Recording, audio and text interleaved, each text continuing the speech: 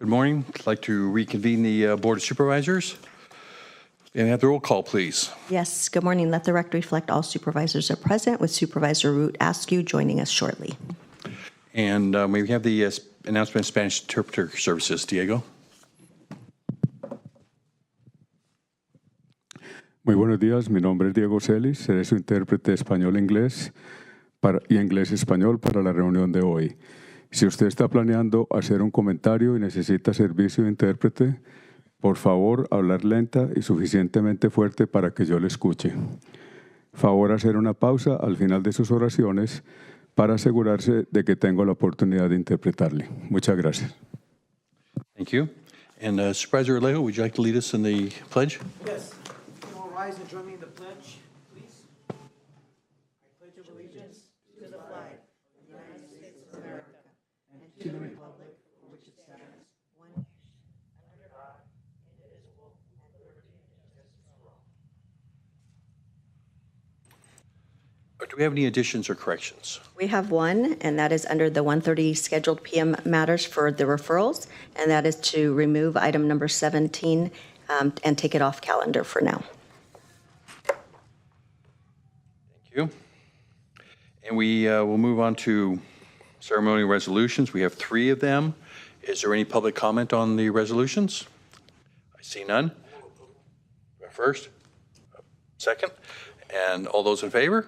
Aye. Opposed? Motion carries. 2 of them are presented. Supervisor Alejo, go right ahead.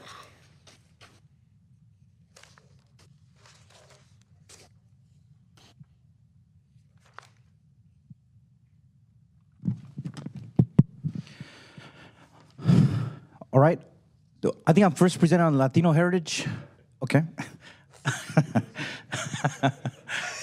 Just in a second. Everyone, it is my honor first to call up Dan Gomez and other members of Tradiciones por Siempre. We are recognizing Hispanic Heritage Month here in Monterey County. As we know, our county, over 60% of our residents are of Latino heritage. And so this is an important time to recognize and celebrate our community, our workers, our families, and certainly our small businesses, and also the great celebrations that we have here in our communities. Dan Gomez and son are members of the very active Tradiciones por Siempre, a new nonprofit that organized the largest 16 de septiembre, or Mexican Independence Day celebration on the Central Coast. Last year, Supervisor Lopez and I also we approved a resolution recognizing this week as Bracero History Recognition Week, where we celebrate the rich history of the Braceros who came to the Salinas Valley. And in fact, today is the anniversary, the 61st anniversary of when 35 Braceros were tragically killed in a bus and train collision in Chular. 25 others were survived that, and they were injured. So we want to keep the beautiful history and the contributions of Braceros and of Latino families today in our community alive. So this recognition and proclamation reads, just so our community knows, it says in 1968, Congress established the week of September 15th as National Hispanic Heritage Week under President Lyndon Johnson. But in 1987, Congressman Esteban Torres of California submitted a bill to expand Hispanic Heritage Week into Hispanic Heritage Month. The following year, 1988, Congress expanded the observation of Hispanic Heritage Week to a full month under President Ronald Reagan. So from September 15th through October 15th, the United States celebrates Hispanic Heritage Month. These dates correspond with independence of several Latin American countries as well, outside of Mexico, Costa Rica, El Salvador, Guatemala, Honduras, Nicaragua, and Chile.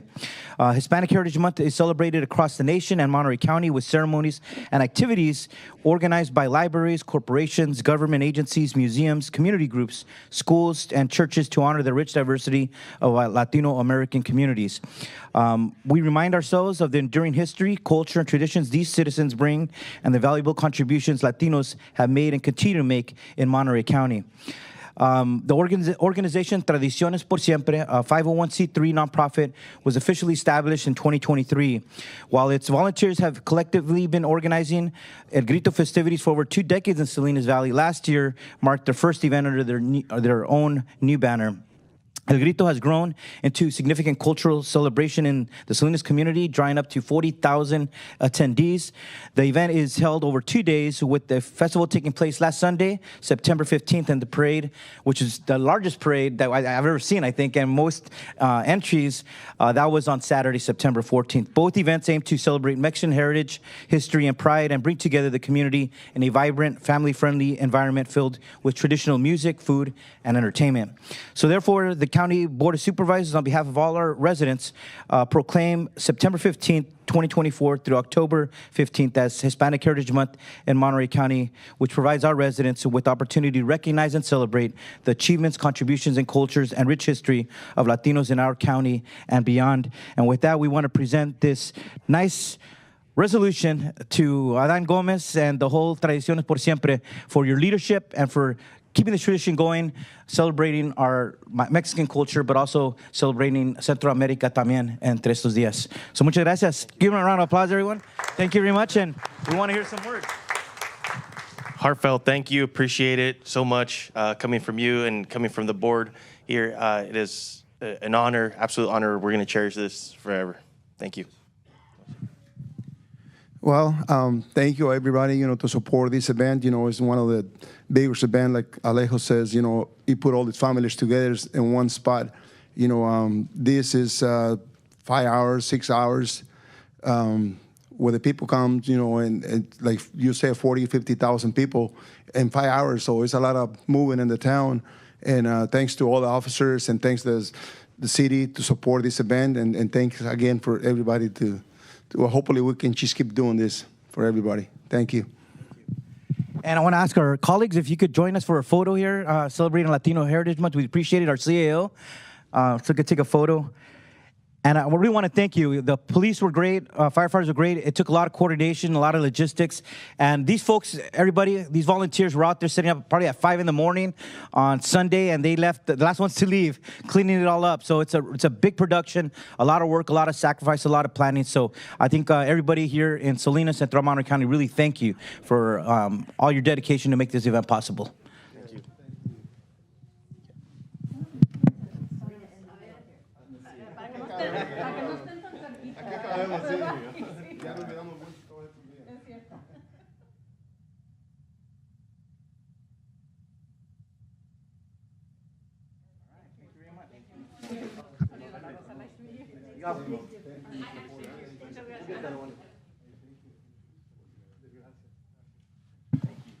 Thank you very much. Appreciate it. Good job.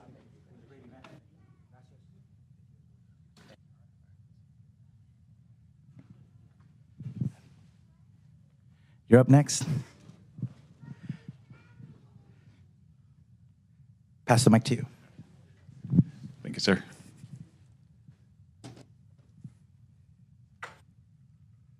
All right. Good morning, Chair, members of the board, staff, and public. I'm Eric Chatham, the Chief Information Officer for the County of Monterey.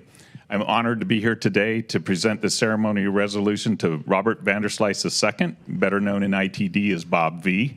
Bob retired to Nevada in June of this year after serving 33 years of public service, and he, I believe, is online, though we don't have him on screen.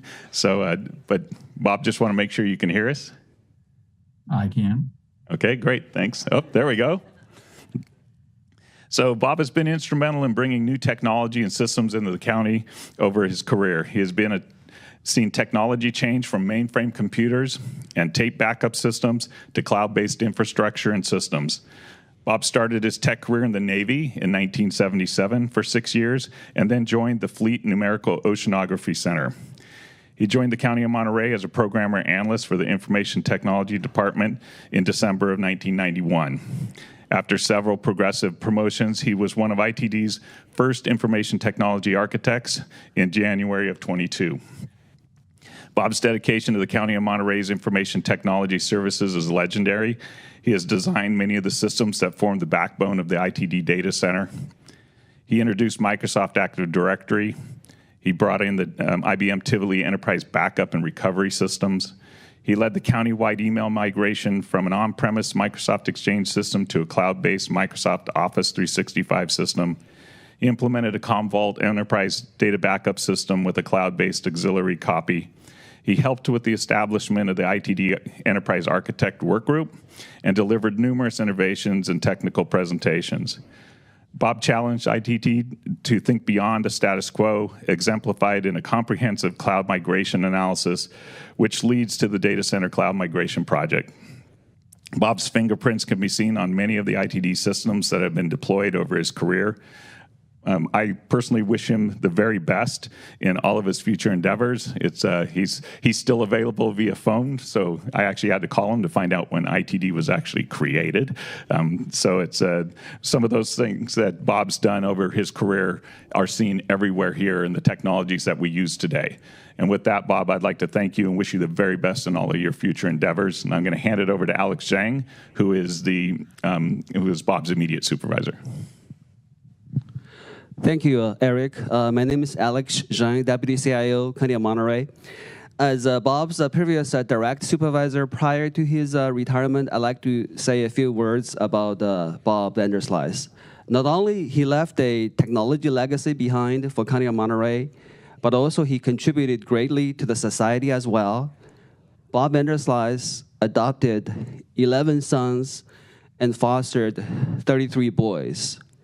So there is an article actually about Bob, appeared on August the 1st, Monterey Weekly, titled, "Fate Made Bob Vanderslice an Instant Dad. He went on to adopt 11 sons and 33 boys." We all know how difficult it is to raise our own kids. I have 3. I have daily struggles with them. Bob ascribed to his engineering thinking, problem-solving skills that made him successful dealing with those kids and dealing with their behavior issues, once in a while. Bob was my direct report, but in a way, he's also one of my life coaches as well. He has a passion for literature and history, and he often shares his passion with me by recommending to me many books to read.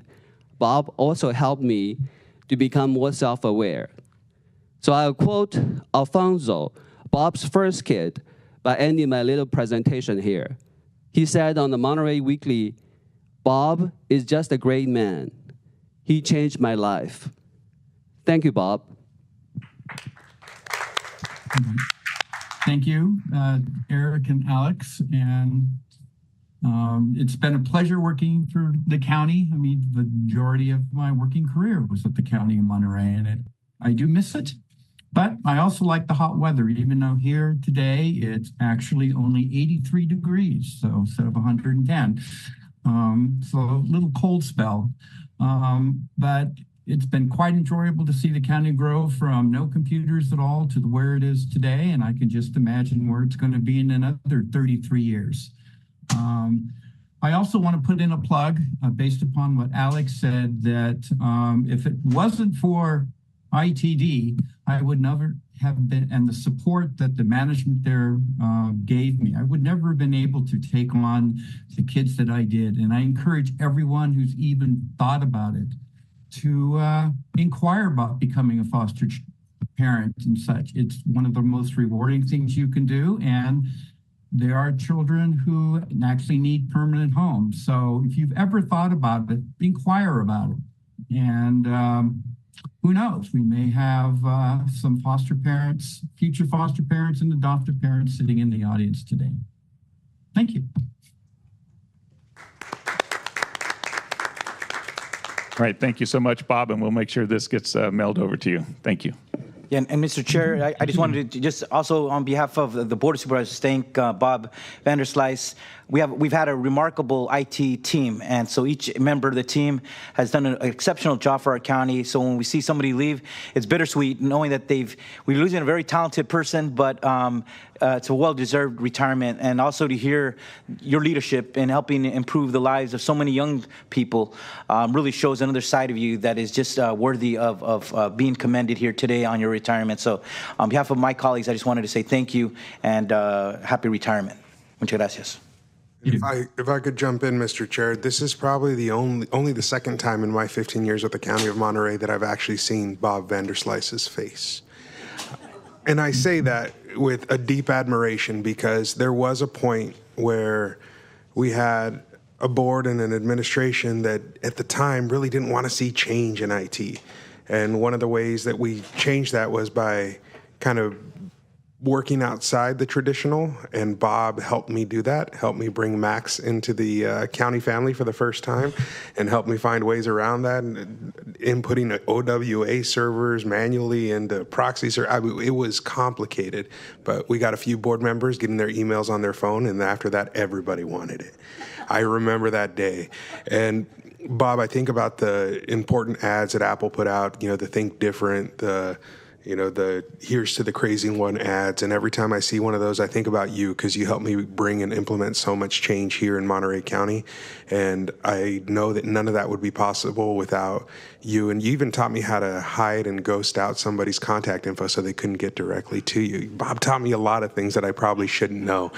But really, Bob, the human that you are and the good that you've done in the world is something that, as I read that article in the Weekly a couple of weeks ago, really resonated with me. And so I want to thank you for not just your contributions to the County of Monterey as a government, but to our society, as Alex pointed out. So thank you for all that you've done, and I know all that you will continue to do. We appreciate you and commend you and congratulate you upon your retirement. You're welcome, and thank you.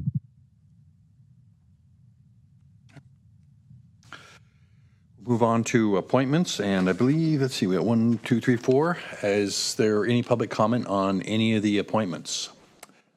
Come back to the board here for Move approval of appointments. first and second. All those in favor? Aye. Opposed? The motion carries. And on the consent calendar, are there any items that you have an item you'd like to pull? I don't really need to pull it, but I have two questions that I want to ask on two items. What are those two items? Item 21 and item 27. Okay. Anybody else? We got to the public. Is there anybody who wants to speak on a consent calendar item? And we have none, so you have your two questions. Yes, so my first question is item 21, and it has to do, this deals with electroconvulsive therapy. And I read the article and I saw the film clip, et cetera. But I just wanted to know if this is a totally normal and accepted practice, and if the patient must agree personally to the therapy before having it performed. Good morning. I hear her out there. Good morning. Elsa Jimenez with the Health Department. I don't know the specific situation here with which patient. There are some patients that are under conservatorship for which we as the county's conservator for that client are able to consent for that treatment. There are patients also that could consent for themselves based on the advice of their treating psychiatrist. It is a known treatment for treating some severe forms of mental illness like schizophrenia, where medication is not sufficient. Not many of our clients actually have to go through ECT treatment, but there are a small handful that unfortunately do need this type of treatment to be able to manage their mental illness. But they would not personally have to agree to it. A conservator could. Correct. If the person is under conservatorship, then their conservator would agree for that type of treatment based on the guidance and advice of their treating psychiatrist.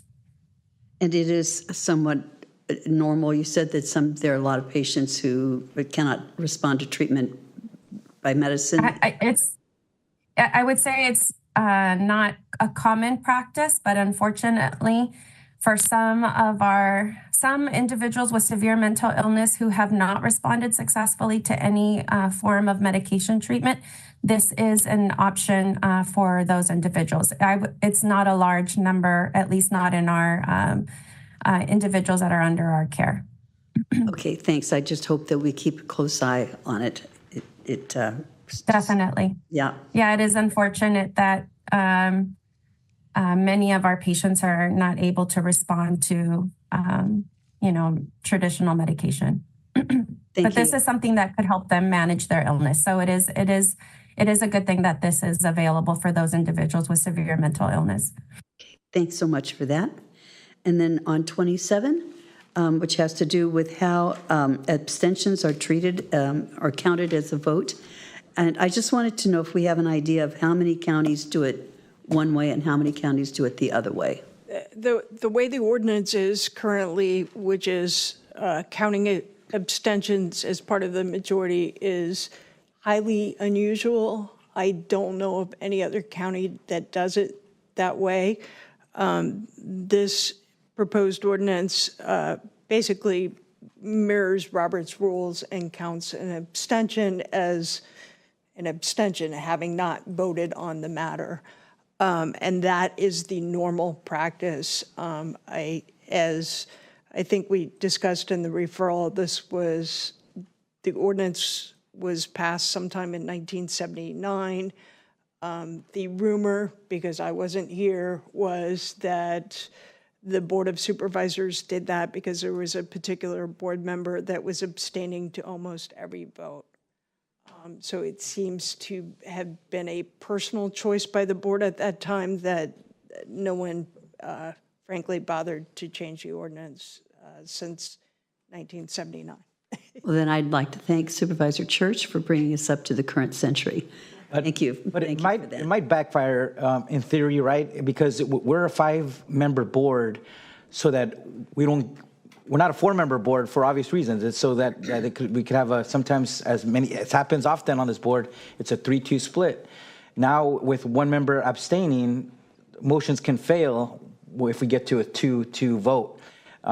It forces every one of us, the old policy forced us to make a decision, and if you abstained, it was going to side, it would side with the majority. We just had that situation last week. That is true. So I think it's well intended. It could, but it also could put us in a position where we're split, and somebody who doesn't want to take a hard vote could have an item fail for being indecisive. And that is a concern. I just want to add also that there are issues that come up where maybe a board member does not feel they have all the information, that maybe they're newly elected or an issue is, and they, they're forced to make a decision currently, which may not be based on all the proper evidence. So there are some reasons for abstentions besides just a lack of backbone. I think the ordinance is clear. Does it not lay out reasons that are acceptable for abstaining? You don't need a specified reason to abstain. You can abstain for whatever personal reason you have as a supervisor. To memorialize this one, can we get this one on a separate vote? We can. All right, sorry, chairs. Yes. All right. Any other comments on this? So we can. I'll move the balance of consent less 27. I'll second that. I thought I asked for public comment. He invited the public. He asked if anyone had an item they wished to pull from the public. I did. Do I need to ask for public comment again on this? No, I didn't hear that you asked. Okay. For that. Yeah, after Supervisor Adams chose a couple, I did. All those in favor of the balance of the consent calendar? Please say aye. Opposed? Passes 4-0. And for item 27, all those in favor? We need a motion and a second. Oh, I'm sorry. You're right. We need a motion. That would be good. Is there a motion and a second? I will move. I'll second it. Okay.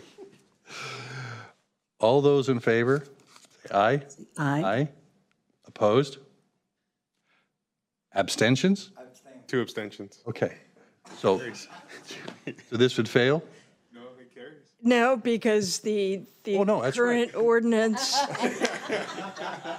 counts the abstention with the majority, so That is it would correct. pass. Here comes another vote. Yeah, there we go. It was. Passes 4-0 then, under the old rules. New rules now. Very good. Yeah. That's exactly it. All right. So we'll recess to the Bronte County Sanitation District. May we have the roll call? I'll call the order, please. Roll call. Yes, let the record reflect all directors are present. Any additions or corrections? There are none. And we have one item on consent calendar. Is there any public comment? See none. And we have a motion here. I'll move approval of the consent item. Second. Those in favor? Aye. Aye. Opposed? Motion carries. And we'll adjourn the Bronte County Sanitation District. Reconvene the Monterey County Board of Supervisors. May we have the roll call again, please? Yes, let the record reflect all supervisors are present. And we'll now move on to general public comments on items that are not on today's agenda. Is there anybody in the chambers that would like to speak on an item? You have 2 minutes. Is there anybody online? Oh, I don't know. I think that's the first time this has happened. So we'll close public comment on general public comment and move on to scheduled matters. We have item number 11, which is consider adopting a resolution naming a private road located off Valley Greens Drive in Carmel Valley, Walters Farm Way.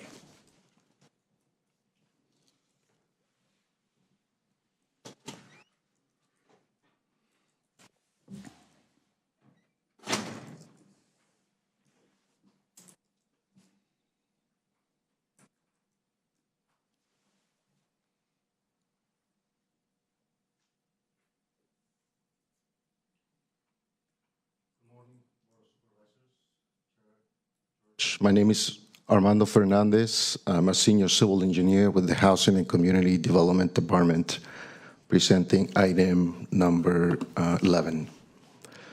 The Director of Public Works, Facilities and Parks received a petition letter to name a new private road off of Valley Greens Drive in Carmel Valley to Walters Farm Way. The new road has access off of Valley Greens Drive and is approximately located 1,400 feet south of the intersection of Carmel Valley and Valley Greens Drive. The next slide shows approximately the alignment in magenta of the new private road, together with the 9 existing lots of record that have direct access to the road. In 2023, the applicants received a construction permit to construct the road together with underground domestic water system and drainage facilities. The domestic system consists of a pump house building and 2 storage tanks, which are currently constructed on lot number 7 on your screen. Lot number 9 has a single-family dwelling, so it's already developed. And lot number 6 has a pending application for a new single-family dwelling. The 1987 recommended standards for private road naming and numbering require that the road be checked for surface type, condition, width, and appropriate fire access. In particular, the following items must be checked upon referral to the Board of Supervisors. There needs to be at least 4 or more developed parcels or residences served by the private road. Number 2, the road must be at least 12 feet in width. And finally, number 3, there needs to be an appropriate fire access unless the private road is connected to both ends. In this case, as you can see in the screen, the proposed or the existing private road already is 20 feet wide with 4 feet shoulder, which exceeds the minimum 12 feet required. And it does have a fire access turnaround. However, item number 1, whereby 4 or more developed parcels or residences must be served by the private road, does not check. We don't have 4 parcels developed as of today. So the applicants are in need of address assignments, and there's really 2 ways to move forward here. One path would be if the board does not approve the road name petition, then staff would still be able to issue address assignments for lots number 7, 9, and 6, which are in need. The applicant is in need of those address assignments now. And then in the future, once 4 or more developed properties are completed, they can come back, resubmit another petition, and come back to the board for consideration. However, it's important to note that when road name changes, there's a significant effort on the property owners and to update much of their personal records, specifically records related to driver license, social security, mortgage information, deeds, among other things, which can be complicated and a long and difficult path for property owners. And many times for more than just one person, it could be several people in the family. On the other hand, if the petition is approved, then staff would be able to issue address assignments off of the new road name and avoid some of these issues for the property owners. Another benefit of having the road name is that it makes it easier for emergency services to find structures within the private road. And it also makes it easier for delivery services such as FedEx or UPS and Uber, some of these apps. In conclusion, staff recommends to the Board of Supervisors adopt a resolution to name a private road off of Valley Greens Drive in Carmel Valley, Walters Farm Way. This concludes the staff presentation, and staff's available for questions. Sure. I have a question. How many times have we named private roads and this issue of the 4 developed lots come up? I've been here for 5 years, and this is the first time we encountered this. Okay. I don't know if anybody has any longer historical background on naming of private roads, but I've just, it seems like the ordinance could use a little adjustment as well, because I do agree that you have one address and have to change it again later on is really potentially disruptive, especially in today's world with deliveries and all. Any other questions from any other board members? No, but I'm ready to make a motion whenever anybody else is. I want to take out the public first, and we'll come right back. So is there anybody in the chambers or online? Yes, please come forward. You have 2 minutes. Hello, I'm Gail Hatter from Anthony Lombardo and Associates. I'm here on behalf of the applicant. I just wanted to clarify, normally in circumstances like this, you would have a subdivision. So you would have a subdivision where they had created 9 lots, and you were putting in the subdivision improvements for the water system and the roads, and the naming would be part of that ordinance. I think if you look at the ordinance, it does describe that as one of the instances for naming a road before their lots have been developed. This is an unusual situation in that the lots have existed for quite some time as legal lots. The Walters family owned the entire property and was farming it. It was sold to essentially a developer who is developing it and selling the lots individually, and has done what normally a developer would do under a subdivision, is put in the improved roads and access to all of the parcels, and then the water system as well. And all of those improvements are essentially complete, except that PG&E will not connect until they have addresses. So given the fact that it is essentially very similar to a subdivision, we feel that the best course of action is to name the new private road and assign addresses once. So. Thank you. Seeing no other public comment, we'll close public comment. You had a motion on this? I do. I'd like to recommend staff action to adopt a resolution naming a private road located off Valley Greens Drive in Carmel Valley, Walters Farm Way. I'd be happy to second that. I wonder if work in just a minor amendment on here, and that would be if, I guess county council would be the one to do this, if this maybe could, this issue on the 4 developed parcels could perhaps come back as maybe a consent item so that this ordinance would align with what the action we're taking here today. I just, looking down the line, there might be a few other times this pops up, and I just don't see any reason we're requiring 4 developed lots to be in place to really be doing this, and we're having to bypass that right now.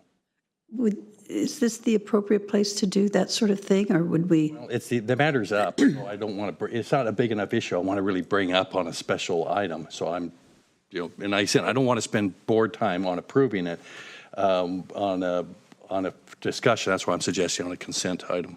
If I may suggest, maybe direct county council to work with HCD to look at the ordinance and come back to the board with suggested amendments to the ordinance, and I hope, including potentially the 4 parcel issue.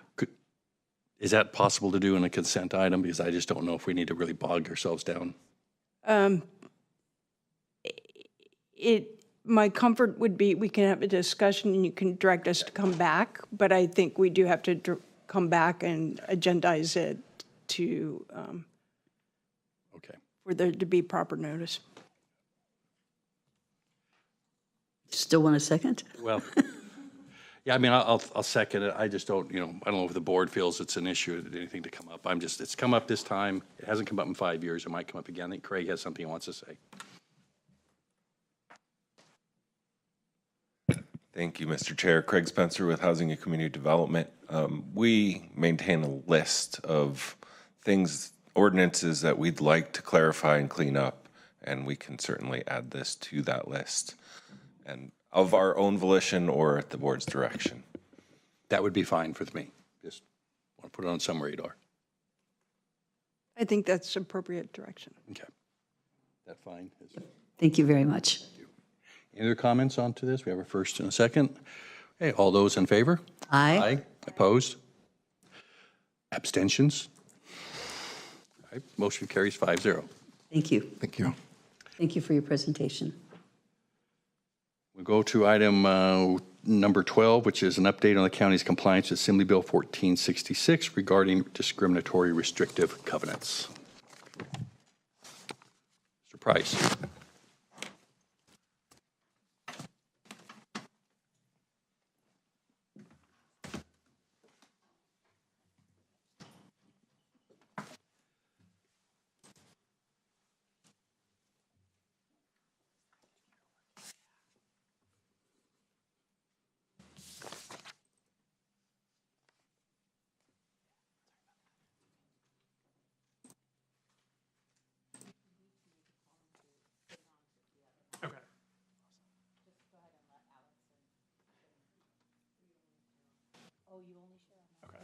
Let's switch.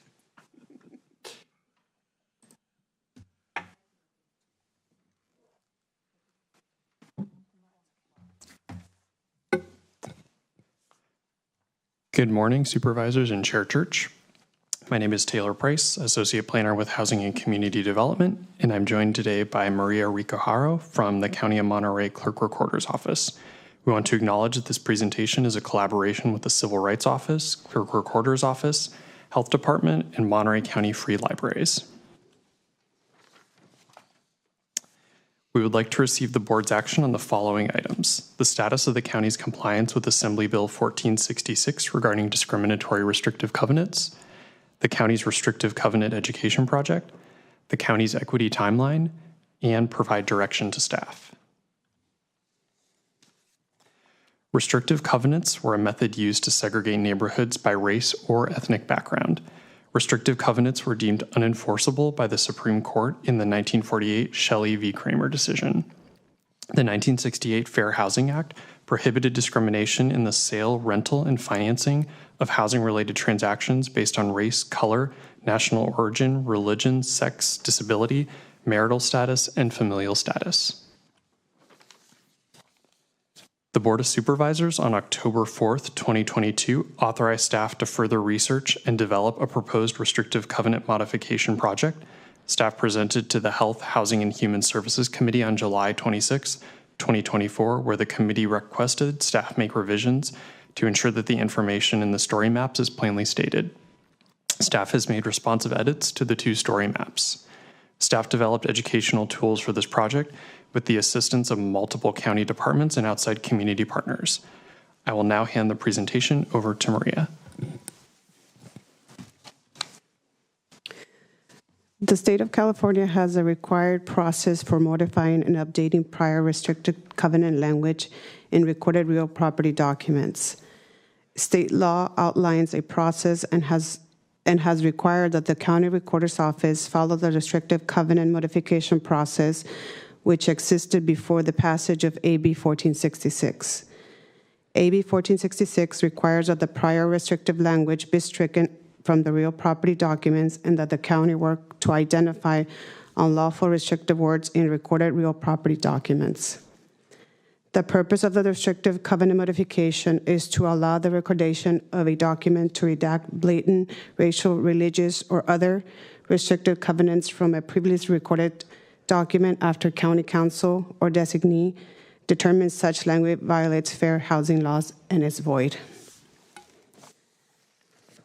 The recorder's office is working with the vendor to locate the unlawful restricted language. This process is currently expected to take approximately 4 to 5 years. The first phase, AB 1466 project, began in February of 2023.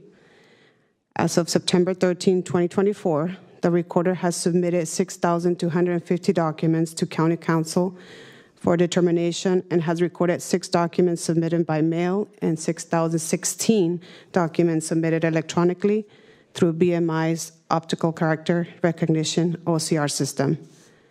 The recorder expects additional real property documents to be found as a process to comply with AB 1466 is expected to take multiple years. I will now hand the presentation back to Taylor.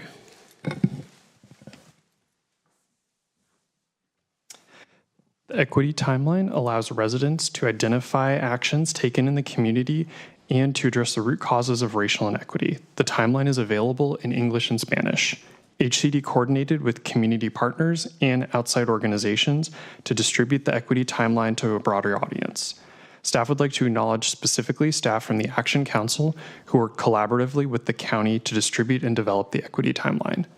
County staff also worked with the internal Governing for Racial Equity group to distribute the equity timeline.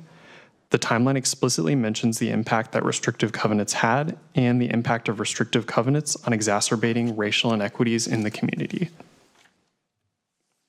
Monterey County has created 2 mapping applications related to equity and restrictive covenants. The first map uses data from the Clerk Recorder's Office and maps where restrictive covenant language has been found in historical deed documents and provides the context for restrictive covenants. This map was developed by Housing and Community Development with information provided by the Recorder's Office. The second mapping application is a historical look at the restrictive covenants in Monterey County, how they were advertised, and their impact. This mapping application was developed by the Health Department. Staff distributed educational materials to the Monterey County Free Libraries at the end of July, and this process included social media outreach to ensure that these materials were distributed as widely as possible. The posters and social media outreach were conducted in English and Spanish. The educational materials included resources developed as a part of this project and directed members of the public to other resources available at their local library. Members of the public can access educational materials and mapping applications by using the QR codes on the library posters or the web links. HCD will continue to work in collaboration with the Clerk Recorder's Office to update the mapping application as the Clerk Recorder's Office continues to process restrictive covenant modifications. The Civil Rights Office is working to have all of these educational tools related to the county's Governing for Racial Equity efforts live in one location on the Civil Rights Office webpage. We would like to request the board's recommendation on the following items: receive an update on these 3 projects and provide direction to staff. We thank you for your time and look forward to your questions. Thank you. How many documents are there that have to be reviewed altogether?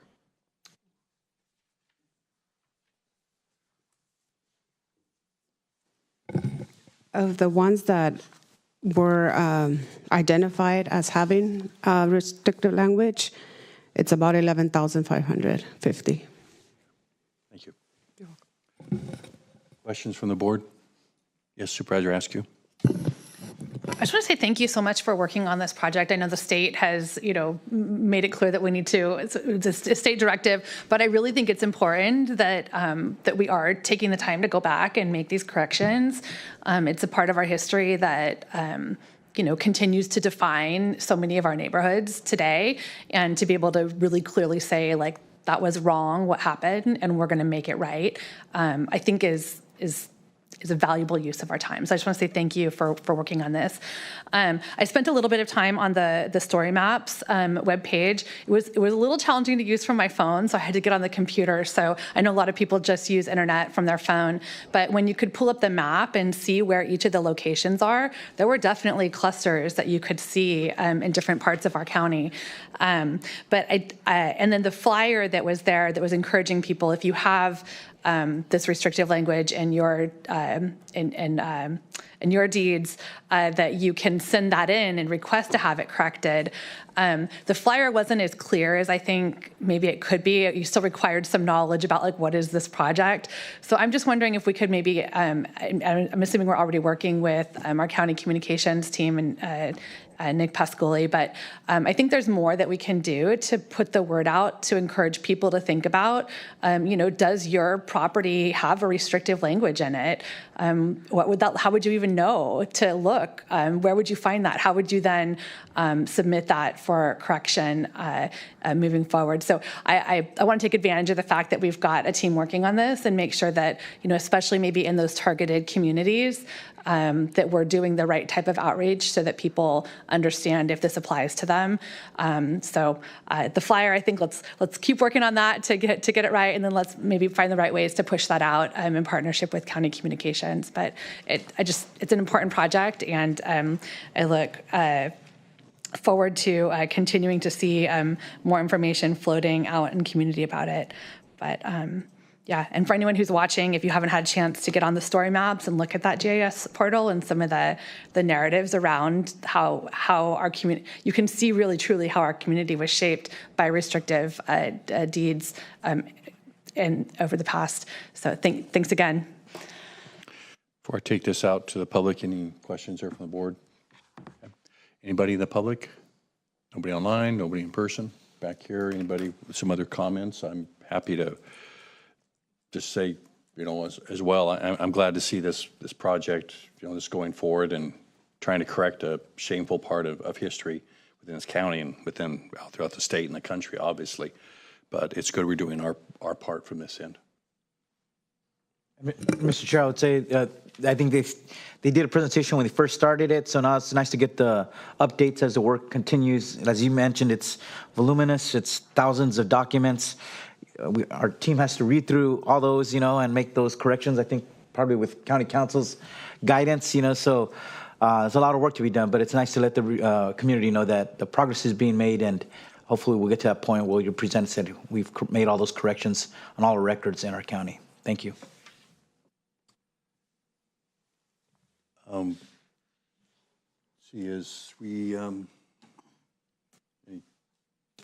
guess just receiving an update, there is no action then. Very good. Okay. With that then, thank you very much. And with that, we will recess for lunch here a little bit early and reconvene at 1:30 in the closed session.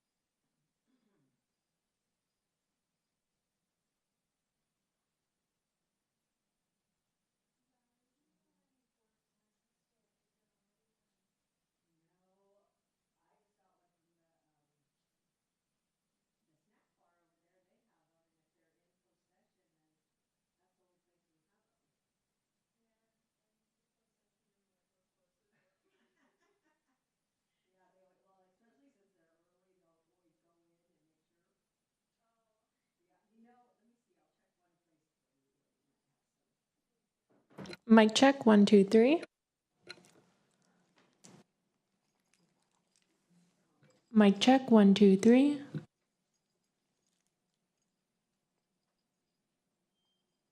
Mic check, 1, 2, 3.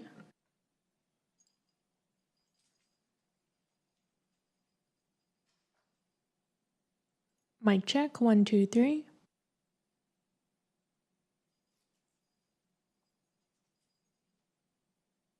Mic check, 1, 2, 3.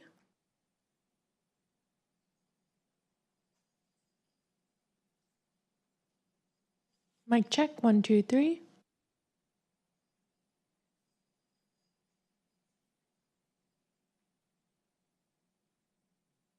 Mic check, 1, 2, 3.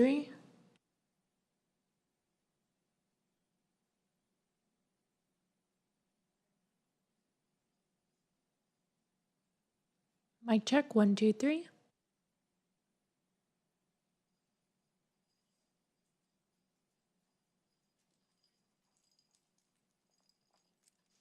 Mic check, 1, 2, 3.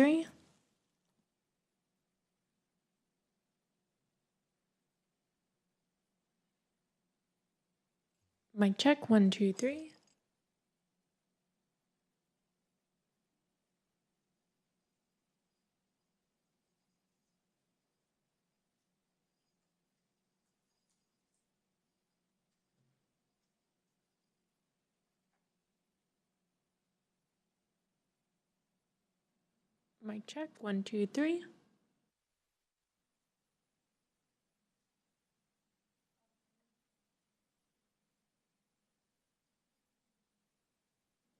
Mic check, 1, 2, 3.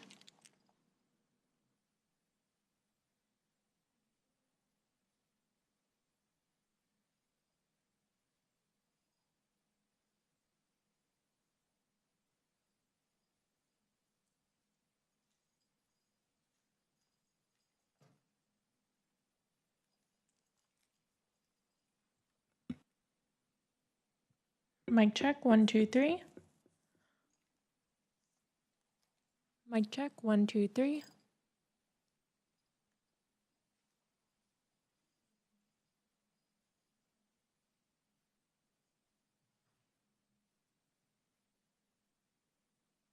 Wireless mic 1 check.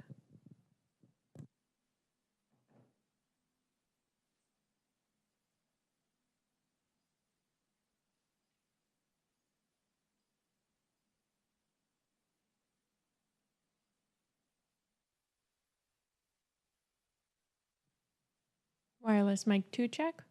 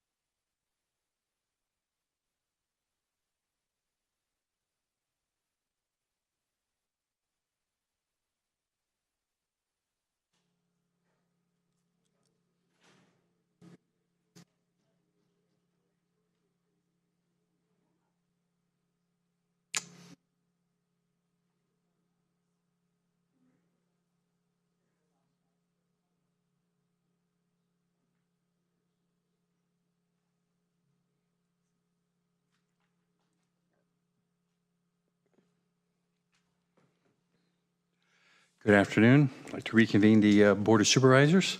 We have the roll call, please. Yes, good afternoon. Let the record reflect all supervisors are present. Diego, will you please give us the interpretation services? Muy buenas tardes. Mi nombre es Diego Celis. Seré su intérprete inglés-español, español-inglés para la reunión de hoy. Si usted está planeando hacer un comentario y necesita servicio de intérprete, por favor, hablar lenta y suficientemente fuerte para que yo lo escuche. Favor hacer una pausa al final de sus oraciones para asegurarse de que tengo la oportunidad de interpretarle. Muchas gracias. Thank you. And we have item 13, which is a public hearing for an appeal on the Planning Commission from July 10th for a combined development permit.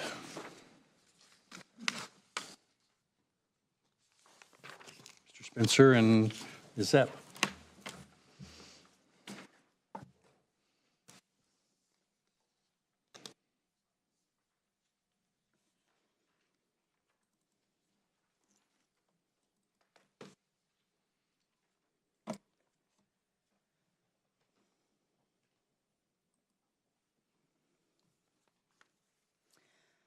Good afternoon, Supervisors and Chair Church. I'm Zoe Zepp, and today I'll be presenting staff's report on PLN 200032 Flores. This project was denied by the Planning Commission on July 10th of this year and appealed by the applicant.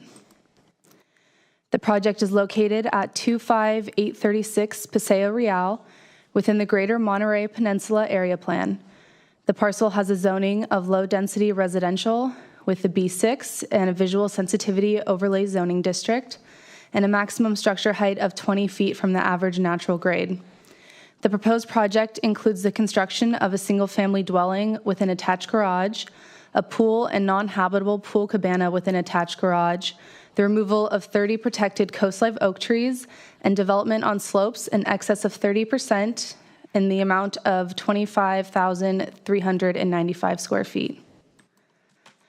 This project went before the Planning Commission on January 10th, 2024, but was continued and rescheduled for July 10th. On July 10th, the Planning Commission denied the applicant's request for a combined development permit due to inconsistencies with the county code.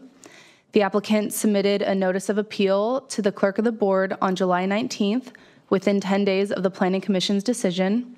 And on July 24th, the item was added to the September 17th Board of Supervisors agenda, and staff notified the applicant of the tentative hearing date. The appellant claims their reason for the appeal is due to a lack of a fair or impartial hearing, and that the findings, decisions, and conditions were not supported by evidence. Their main supporting evidence is that the main residence of the project was previously approved by the Board of Supervisors. A previous permit for a similar project was approved by the board in 2007. However, PLN 050671 was smaller in scale and only included the construction of a single-family dwelling, a new driveway, and the removal of 5 protected oak trees. Just because a smaller scale project was approved on the same lot in 2007 does not mean the proposed project is consistent with the county's current policies and regulations. Additional evidence from the appellant is that their neighbor has a large house on top of the hill, therefore they should be entitled to a large house on top of a hill. The neighbor's house was built in 1988 under different policies and different circumstances.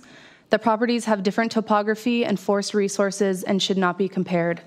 The appellant's project must be found consistent with the current county policies on its own.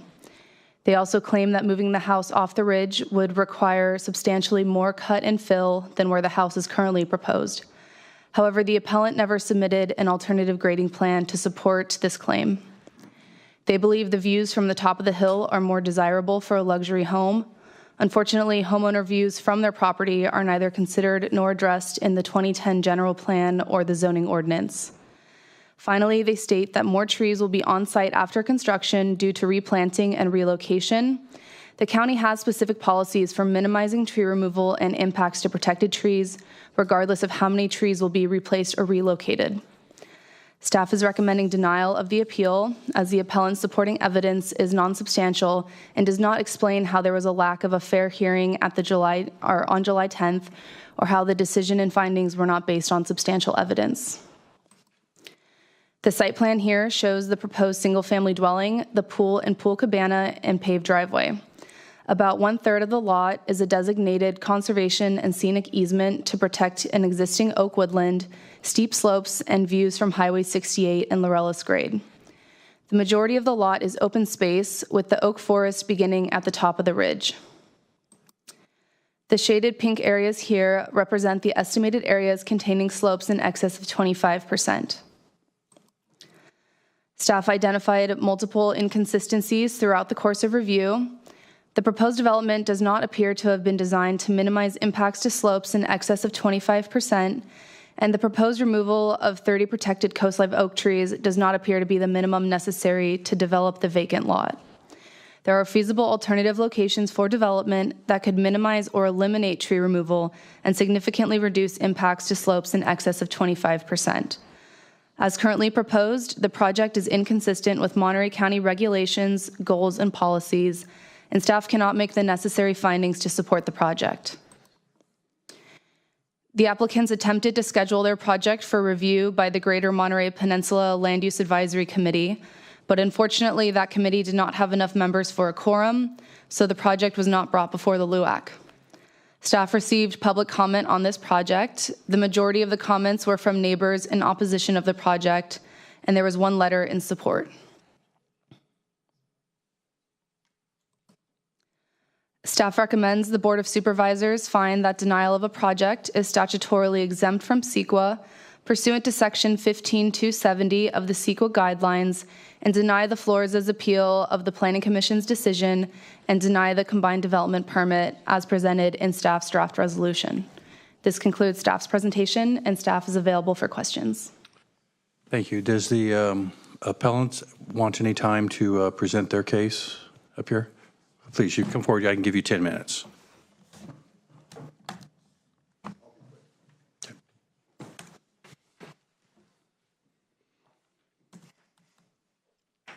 My name is Chad Brown. I'm a designer and general contractor, and I've been designing and building in the area for over 25 years. I was just going to bring up some quick points since we only have 10 minutes. I'd like to take you, can we use the overhead projector here?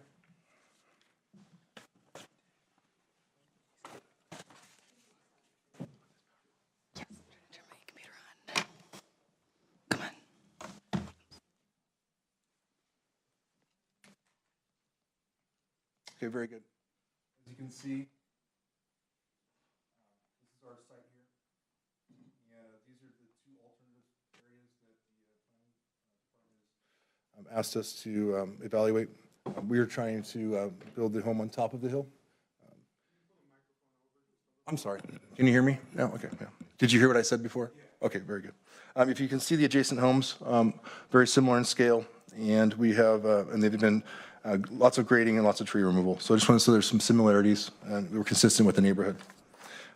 I've also modeled the areas that were discussed here. So this area over here is this portion here, and you can see by over excavating and scarifying the hillside, we do have like 20-foot retaining walls. And another location that the planning had recommended, which is this area here, if we excavated, we'd have like 25-foot retaining walls. I also like to state that previously there was a grading permit issued. The permit allowed for the residents and for the 200-foot long driveway and 300 linear feet of retaining walls.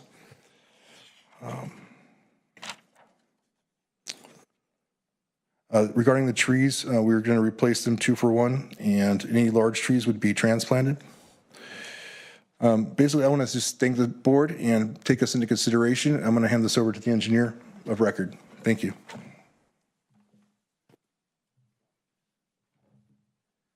Good afternoon. Thank you for your time and attention. My name is Jack Camp.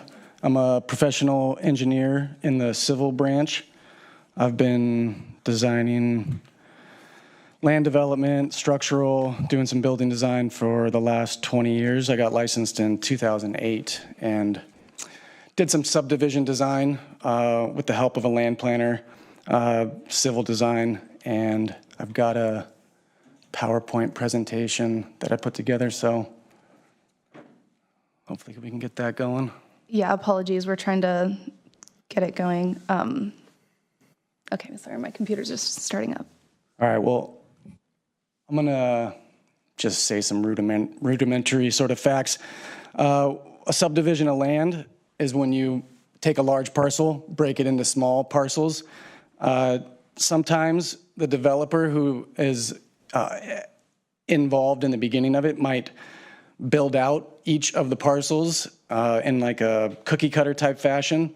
In this tract of land, it's sort of a custom home design. So each individual homeowner designs their house that meets their needs.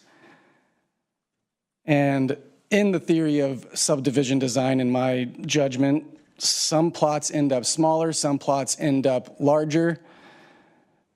Some plots need a long driveway to get to the conceptually envisioned area where a house would go, and some are located right along the street frontage. I believe the land planner who sets all these boundaries in their design will locate on each property the ideal place, the building pad for each property. And again, with the theory that in a subdivision, in a neighborhood, each homeowner, though the properties might be different sized and the topography might be different, they each have about the same opportunity to build an equal sized house, right? So some houses, the homeowner doesn't want to go big and have an 8,000 square foot house. They might go 4,000 square feet. And some might just decide they want as much house as they can get and build it out. And so once I get the PowerPoint up, I'll show you just some properties just right in that same little neighborhood that have some different characteristics. But I think and I realize Zoe and the staff has stated that although these houses might have been built under a different board of supervisors, under a different code, it seems that a precedence sort of gets set on what's allowable in a neighborhood, and trying to work back and decide that one property can't be developed in a similar fashion places a hardship on that property. And maybe that property already is difficult to develop, which is why it's remained undeveloped for some like we mentioned, there's lots that were developed in 1988. This subdivision was, I guess, recorded in 1983. And so there's homes that were built in the early 90s. There's homes that were built, in the early 2000s. And as we said, this lot was approved for development in, I guess, before 2010. So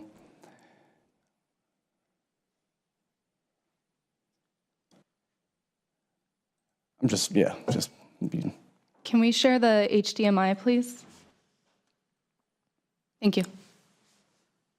Just say next slide. Okay, yeah, you can go to the next one. Yeah, just go to the next one. So here's the parcel map that was approved in 1983. Highlighted right there is our parcel, as I'm sure everyone's familiar going through this a couple times now. So you can go to the next one. And a little difficult to read, obviously, but here's our parcel, and like I said, I've kind of highlighted 5 other parcels there. So you can go to the next one. And they all have different shapes, different topography. Some of those houses have a buildable square footage about 4,500 square feet, 4,800 square feet, 6,700 square feet, 4,000 square feet. So, all vary in size. All of these parcels that I've highlighted here have a smaller land area than ours. Ours is 3.8 acres. Most of these other ones are about 2 acres, and so almost half the size. And you can go to the next one. So I tried to take some, rendered 3D type views so you could sort of see the topography, what's going on. So you can go to the next one. And these are those 5 parcels we had highlighted in a bird's eye view laid out here. And if you could read all that, I can't even read it, so good luck. But all of those finished floors are higher than the finished floor that we've designed. So although ours is at the top of the hill, it is lower than these adjacent houses in the same area. All right, you can go to the next one. Here's the view from the west, or looking west from that road that arcs right there at the bottom is Los Robles grade. And you can go to the next one. Here's the view that's, obviously even when you're driving, you're a little bit lower than that.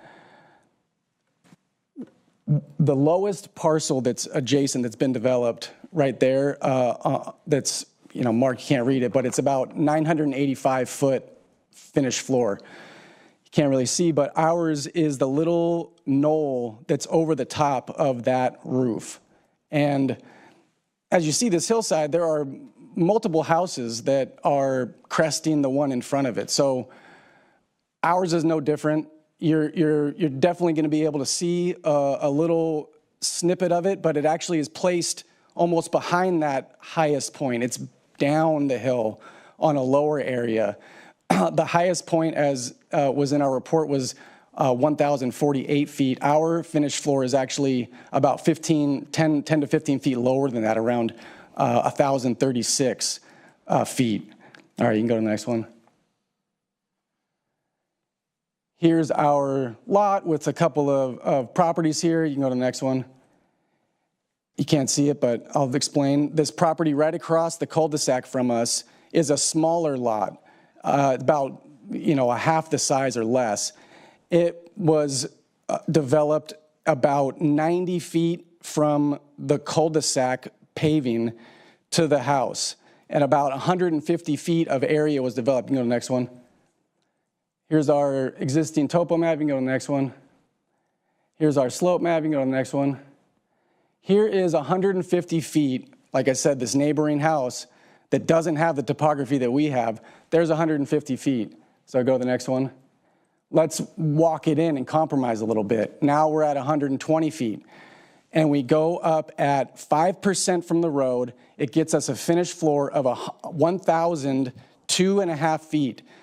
At the top in that backyard, 120 feet, now we've compromised, is 1,029 feet. So we've got a 27-foot retaining wall. Thank you.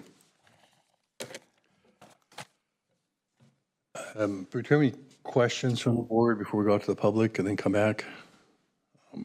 I have a couple of questions. The current one is the proposal is for 6,000 and a 1,000 cabana, I guess it is.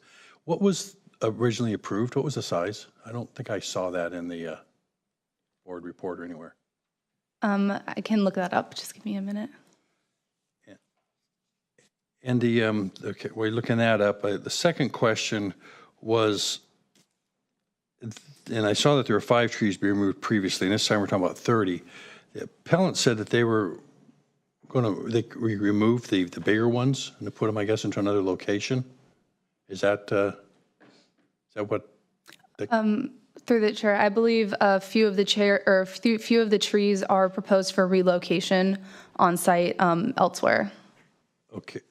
So of the 30 that are being proposed to be removed, can you give me any indication of the size of those 30? I mean, are we talking about some little trees, some big trees? I mean, the oaks vary quite a bit in size, of course. All of the protected oaks would be over 6 inches in diameter. So I can take a look at the arborist report if he calls out the specific trees that they're planning on relocating. And depending on if it's the larger ones or the smaller ones that have a better chance of survival with relocation. Smaller ones always have a better chance, but how many are being talked about for relocating? Let me pull up the arborist report. Okay, so just those 2 questions. And sorry, I'm not trying to throw too many questions at you. I thought maybe I would get an answer with the second question while you were looking for the first one.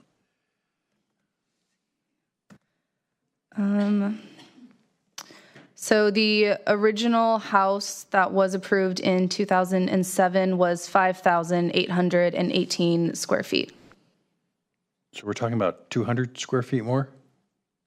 Roughly. And then plus the 1,000, which is an additional, the pool, cabana? Yes. Facility? Okay. And then how many on the trees are looking to be removed?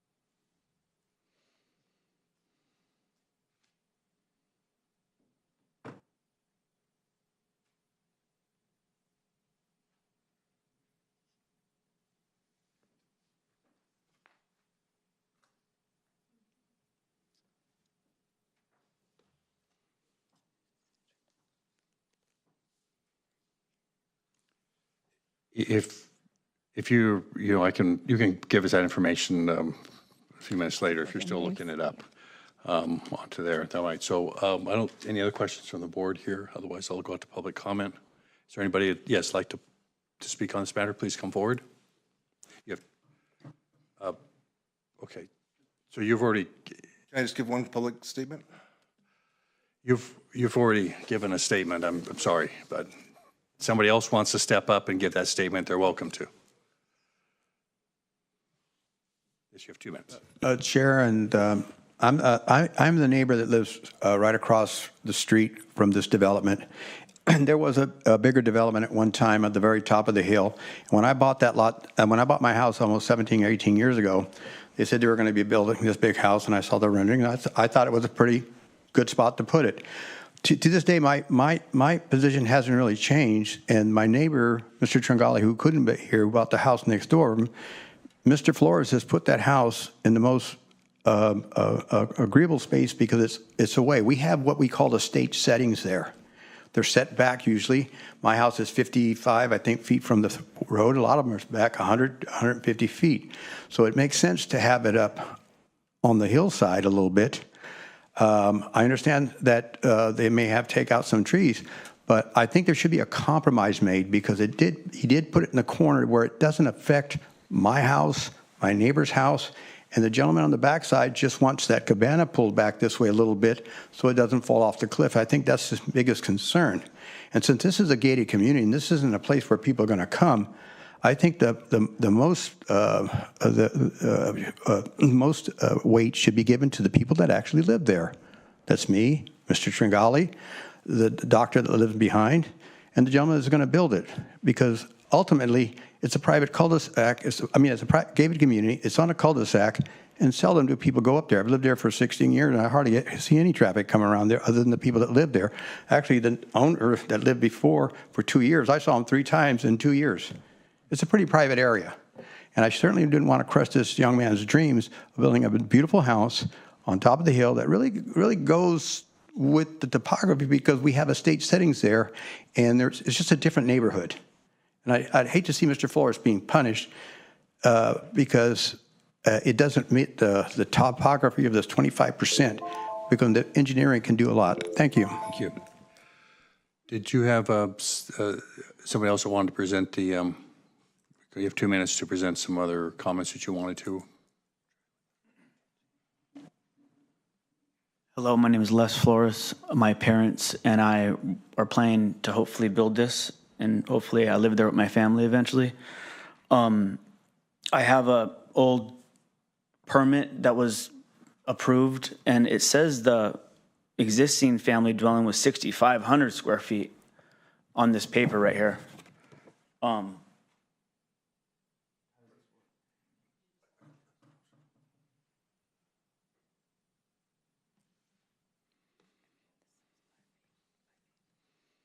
This was a permit approved in 2009. Is that backwards? Okay. Grading permit for a new single-family dwelling. This was the grading permit, but this was the permit for the road that was cut. So that was already cut, and it is already cut all the way to the top. So, I mean, it was approved, the road was already graded, and I don't know if the numbers are right on this, but this is what it said on the permit at that time. Just wanted to put that out there. Okay, thank you. Is there anybody else in the chambers? To speak, is there anybody online? Leslie? Yes, you have 2 minutes, Leslie.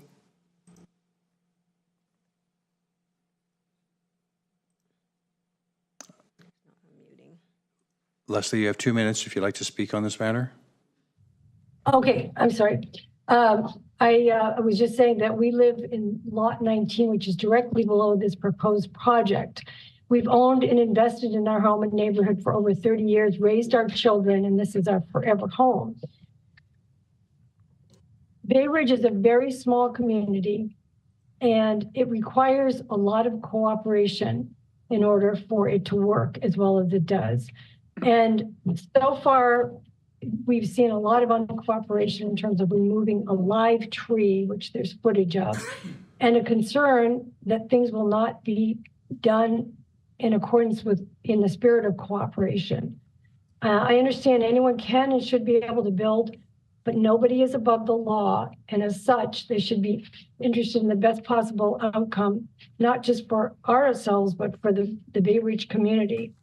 Also, the house is not in keeping with the size and scope of houses already built. Additionally, everything Zoe said was spot on. It's greater than 25% grade. I'd love to see a hydrology report. We're very concerned that any overhanging pools are going to end up in our front yard, which is greater than a 25% slope. I mean, there's a reason why nobody's built on this site. It's very sharp, and it's very steep, and it's thick as thieves up there when it comes to the trees. So in terms of removal, I'm sorry, but I just don't trust this individual.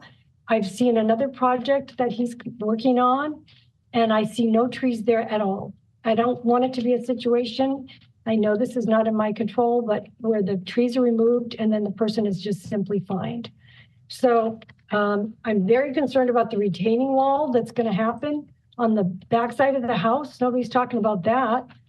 And like I said, the hydrology report, the topsoil destruction removal, and also the concern about all the trees that might be removed. Thank you. Thank you. No other else? Okay. With that, we'll close public comment. Do we have a count on how many trees are being proposed to be moved? 30 protected oak trees. And to go back to your question about how many will be relocated, I reviewed the arborist report, and it says, if feasible, appropriate trees selected for relocation shall be established. So the arborist doesn't list specific trees and the sizes that will be relocated. It kind of sounds like they'll evaluate the trees when they're proposing to remove them, and if it's feasible to relocate them, then they will. Okay. Sounds rather vague. See, is there a location that has been identified where the trees would go, or what happens if the trees die if they're relocated? We do require a success criteria for trees being replanted or relocated, so they would need to be monitored for a year. If they failed, they would need to be replanted. So if it was a large tree, it would have to be a new large oak would have to be purchased and replanted. We would go with the arborist recommendation. Most likely would be a 5-gallon tree. It would not be a larger tree because we do want to promote the tree to survive and thrive. So we probably wouldn't recommend replanting another large tree if the smaller trees have a better chance of surviving. Okay. My last question, and I go back to the board, the rest of the board then, is well, kind of a two-part question. They showed 6,500. That's for the grading area. Is that correct? That's my assumption. I'm looking at the Board of Supervisors approved resolution right now from 2007, and it says 5,818 square foot, one-story, single-family dwelling.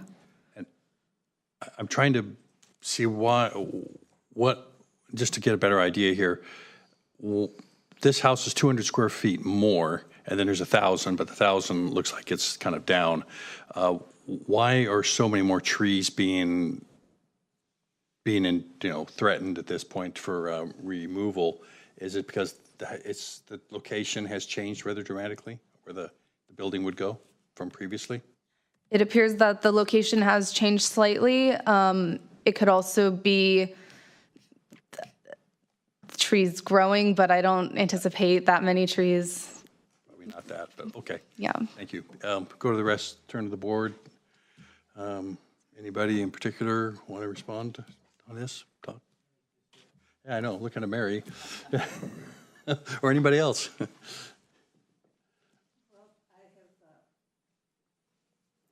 I've read the staff report. I've read the applicant's statements, and this is a challenge. There's no question about it. And laws and rules change, and unfortunately, when they do, we're bound to go by the new rules that are in order. As I've looked at it, the property is designated with a visual sensitivity overlay district to regulate the location, height, and design of structures within the unique scenic corridor of west of Laurellis Grade. Development in those designated visually sensitive areas should be subordinate to the natural features of the area. But this project has not been designed to conform to the property's natural topography and would result, as we have heard, in development insubordinate to the visual character, that has not been designed to conform to the property's natural topography. And the result would be, as I mentioned, development that's insubordinate to the visual character of the area. It also includes more than 33,559 square feet of development, which is significantly larger than the neighboring residential development. And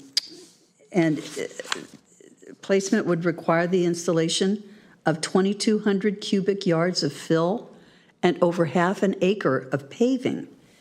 There's ample area on the property to site development on the southern portion of the property to avoid development on the hilltop.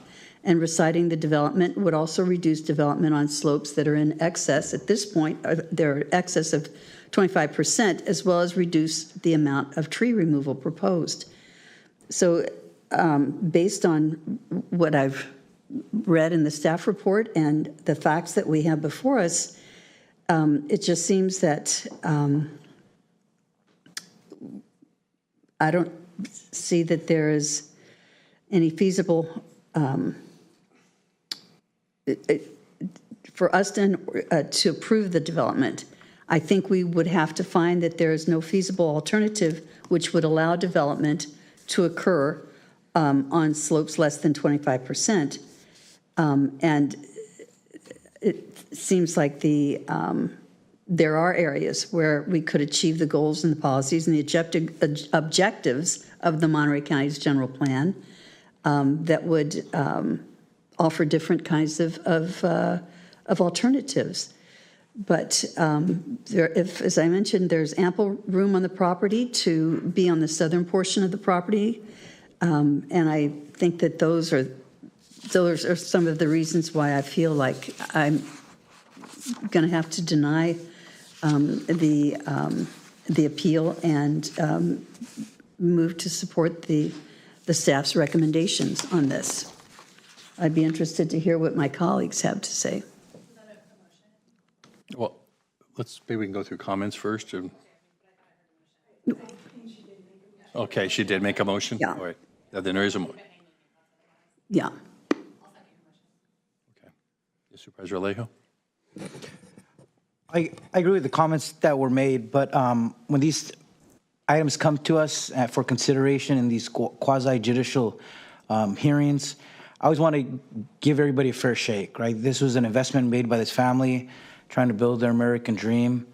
And I think, what I think Mary said is right. You know, laws change from getting a permit many years ago till today, especially in these areas, in these neighborhoods. There's a lot of layers of complexity, regulation, and oversight that we have to get them right. And when we have plans, we have to follow them. Two questions, so for staff. What was the vote by the Planning Commission? Was it a closed vote? I saw that the commission denied, but I didn't get the exact vote. And then second, talk about the alternatives, because I think staff was urging, it happens a lot on these properties that come before us, right? They come with plans with a large scope of development, and with some adjustments later, changing the scope, addressing some of the issues that can make this more compliant, they could come back to us to consider another plan. And I know that's not what they want here, because they spend a lot of money on their architects and their engineers. This is what ideally they want, but considering the regulations on these properties, on these slopes, the regulations on protected coastal oaks, that's where I want to just put that on the record about, you know, that there is alternatives, there is a possibility for them to come back, make some changes, and have the Planning Commission have us reconsider, so that hopefully we can get an approval. The other layer, I just looked at this a little different, is because they did get a development, as was just shown earlier, though, to build a large footprint, 6,500 feet. That's not the only scope of development. Obviously, with the pool and the pool house and the driveway and everything else, there's a lot of development going on that property. But I did want to take that into account, that they had recently, at least for the house, they had that previous approval for development of that size. But if you could just talk about those two things, the Planning Commission's vote, and then suggested alternatives to make this more doable maybe at the next time. Yes, so I have the resolution from the Planning Commission on July 10th, and it was unanimous, 9 A's for recommending denial, and then Commissioner Shaw was absent. Okay. And I think, to answer your question, we would work with the applicant we often do. It's a process where sometimes just rotating the home or bringing it a few feet one direction or the other will save some trees, will take some development off of slopes. I think the Planning Commission grappled a little bit with pool and pool cabana being included that wasn't previously included, that it does increase the number of trees being removed. Can that be located in a place where you wouldn't have to be on slopes or remove trees? The home, for the most part, is very similar to what has been previously approved. So, you know, there's a lot of back and forth that goes into arriving at a conclusion. Ultimately, you know, we were looking at trying to make findings that for the slope, is there a feasible alternative, or does it better meet the goals and policies of the general plan? And because it's not minimizing tree removal and it's not minimizing that visual impact, it is putting it on a slope where there's a feasible alternative. And so there's probably a solution there. And yes, we'd be open to having that discussion, making tweaks to the plans, and bringing it back. And that's what I wanted to suggest, some openness to this. And I know when people originally come with their plans, they want to have it designed exactly how they envision, if they could have it in the ideal world. But we do live in a state with a lot of regulations around housing, environmental impacts, species, trees, you name it. You have to, soils, slopes, and we take all those things into account and try to find that balance so that we are fulfilling our policies, but also try to suggest a way for them to rework it with their engineers or architects to be able to still build a beautiful home on a beautiful property in a beautiful part of our county, but that could meet the requirements that have been laid out here today. So that's what I wanted to express to the family. I think there's a way to get there, working with our team and working with their experts to hopefully bring back a project that could meet the requirements and still give them their dream home here in our county. Supervisor Askew or Lopez, if you had any comments. I know you seconded it. Yeah, I just, I spent some time reading through it and looking at all the Google images and the Google Maps. Thank you for bringing those forward again. I think the staff work on this was solid staff work. I think that the Planning Commission reasons for denial were clearly articulated. The removal of 30 trees compared to the previous request for removal of 5. The changes and I think Supervisor Adams articulated many of the same reasons that were clearly outlined in the Planning Commission staff report. So I think we've got a green light from our team to sit down and see what would be possible. So I would say pursue that, and hopefully we'll have something that can be approved. Come back to us.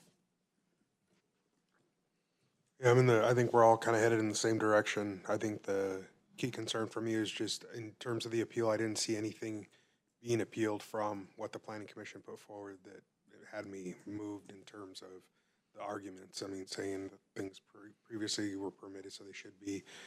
We learn as we go, and I think some of those lessons are the things we're trying to implement the changes for, so we don't repeat some of those mistakes. And I think that's part of the requirements that we're trying to meet today. And so, given the lack of response in terms of an appeal to the material put forward by the Planning Commission, I can't support the appeal. I'm going to support the denial. Thank you. Thank you. So I'm going to pretty much agree with my colleagues too. As I look at the trees, and I realize 10 to 15 inches, a big chunk of them. I think there's 1 or 2 might be bigger. I can't recall exactly, but trying to, that soil up there is pretty poor soil, and that's one reason why the oak trees aren't very big. Trying to relocate them is going to be a very difficult thing to do and keep survivability.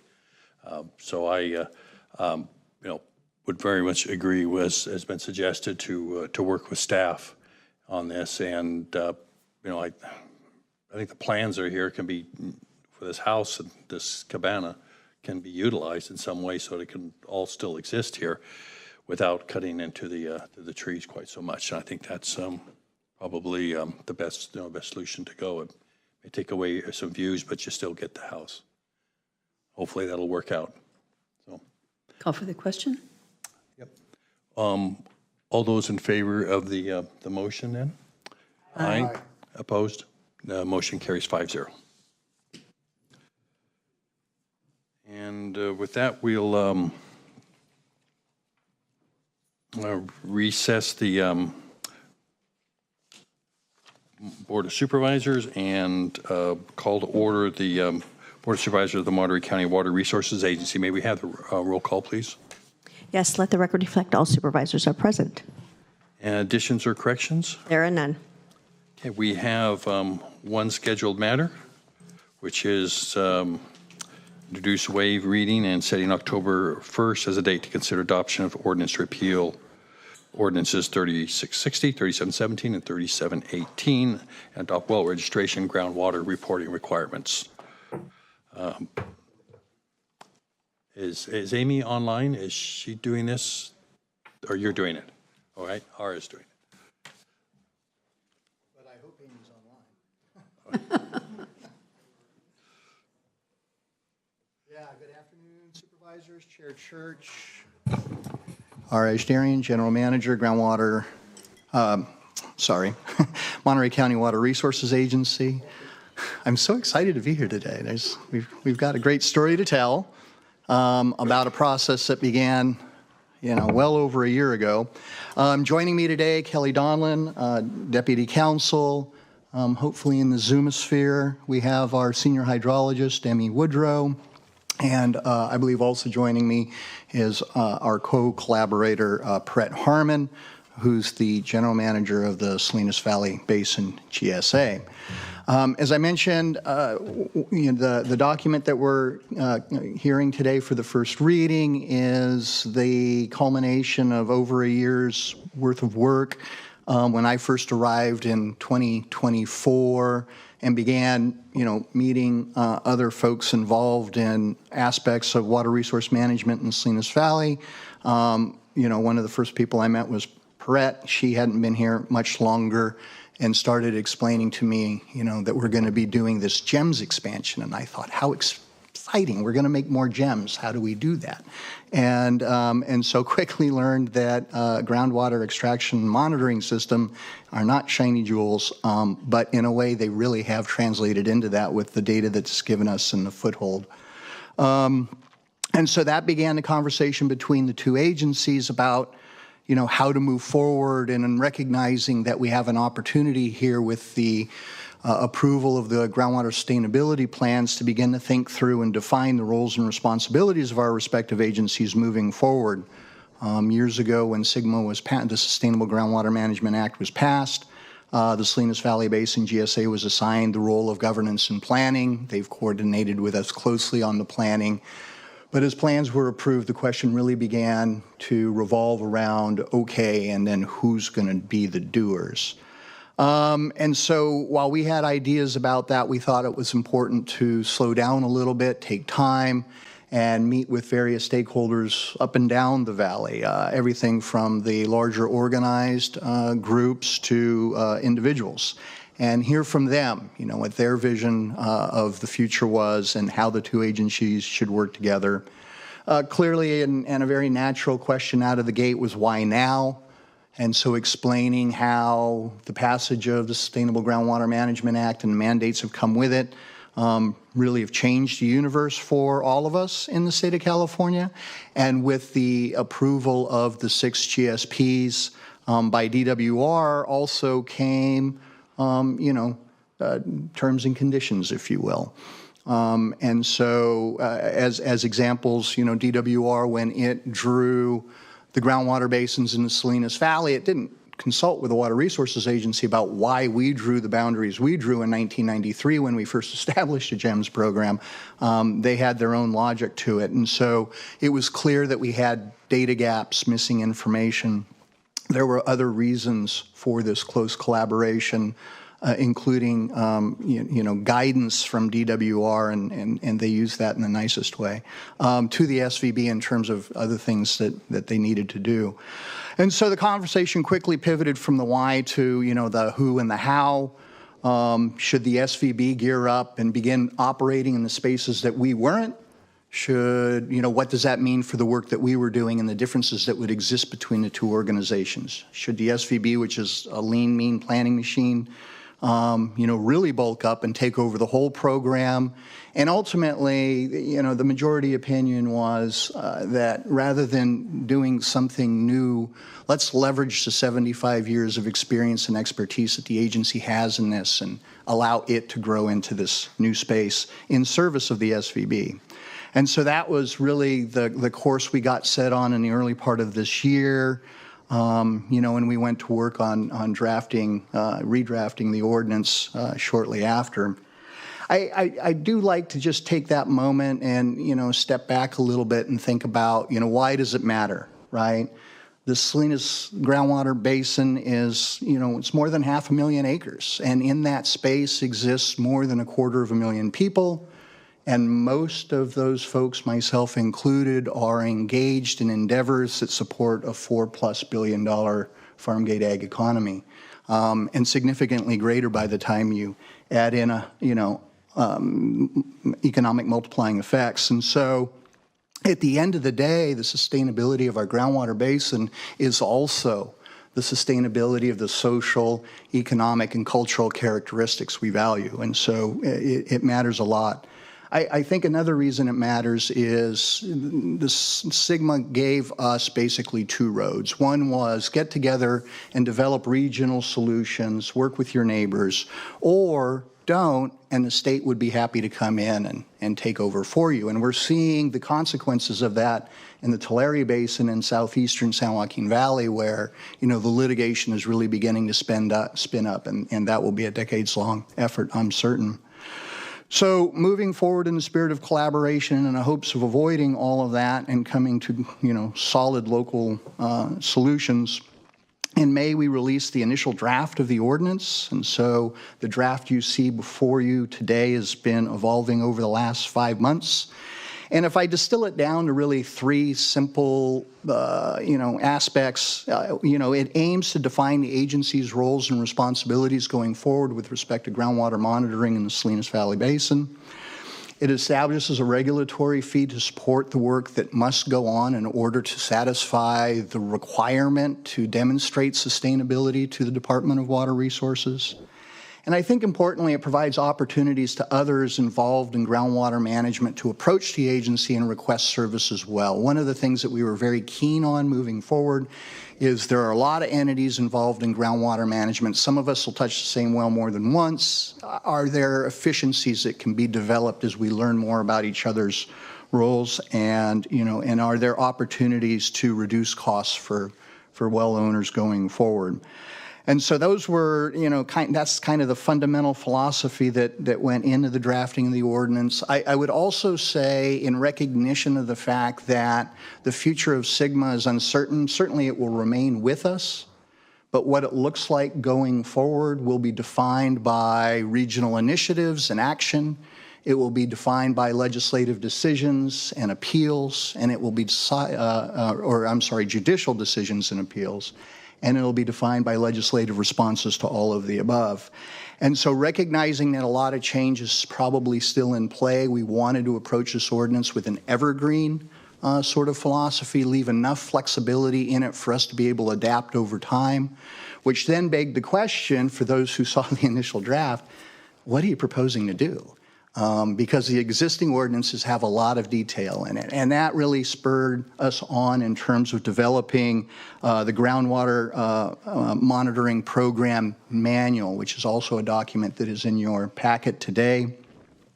I apologize, in the agenda it does say adopt, and we're not asking you to adopt that today. We'd like to hold that adoption off until October 1. Really, we just wanted to get the latest version out there for your review as policy and decision makers, for another cut at public comment, and so we would hope to tie that all off in about a week, so we can prepare for the October 1. And so I'd just pause there for a second just to ask if folks do have specific questions on the groundwater management program manual. I would want to defer to Amy as the hydrologist extraordinaire in the group in terms of any technical questions. And if there aren't, then I would just simply suggest for those of you who have been reaching out to her, I would encourage you continue that. So there are changes that are being proposed, and these, in large part are spurred on by DWR's approval of the GSPs and the responsibilities of the Salinas Valley Basin GSA to respond to those. So, a few of the more significant changes. Under the existing program, wells with a discharge diameter of smaller than 3 inches need not register. Going forward, we're going to require all wells register because we don't know where that reporting threshold is going to be in the future, and the sooner we understand where all the wells are, the better off we'll be to adapt as we move forward. Also under the existing program, wells with a discharge diameter of smaller than 3 inches need not report. Sigma changed that requirement, what is often referred to as de minimis, to mean wells that are discharging more than 2 acre-feet per year. So that will be difficult to determine. It will take some time, and we'll work through that, but that is a major change going forward. A less major change is the change in the reporting timeframes. When the Water Resources Agency developed the program originally, the time frame for reporting was November through October, which doesn't align with anything. The water year is October through September. The calendar year, we all know, the fiscal year, July through June. I really think that that was done out of convenience. You know, growers would have been coming out of the harvest season and probably feeling like they had some time to deal with this new requirement, this new burden.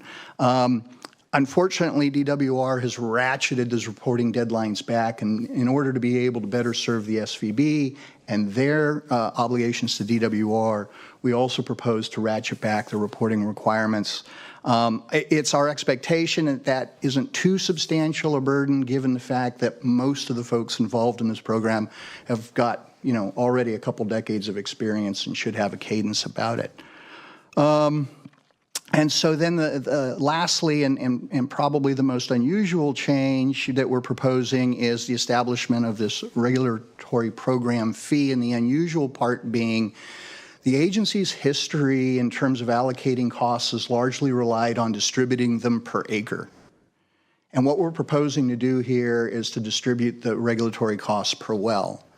And really, it's in recognition of the simple fact that, you know, we have 500,000 acres, and if we had 0 wells, we'd have 0 program and 0 cost.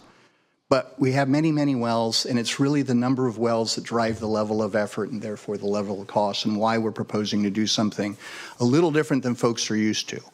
And so about the regulatory program fee, we don't have that in front of you today. We have initiated the Nexus study to, you know, define and establish that fee. We have at the agency's finance committee done an initial introduction to that work effort, and we'll do an update along the way.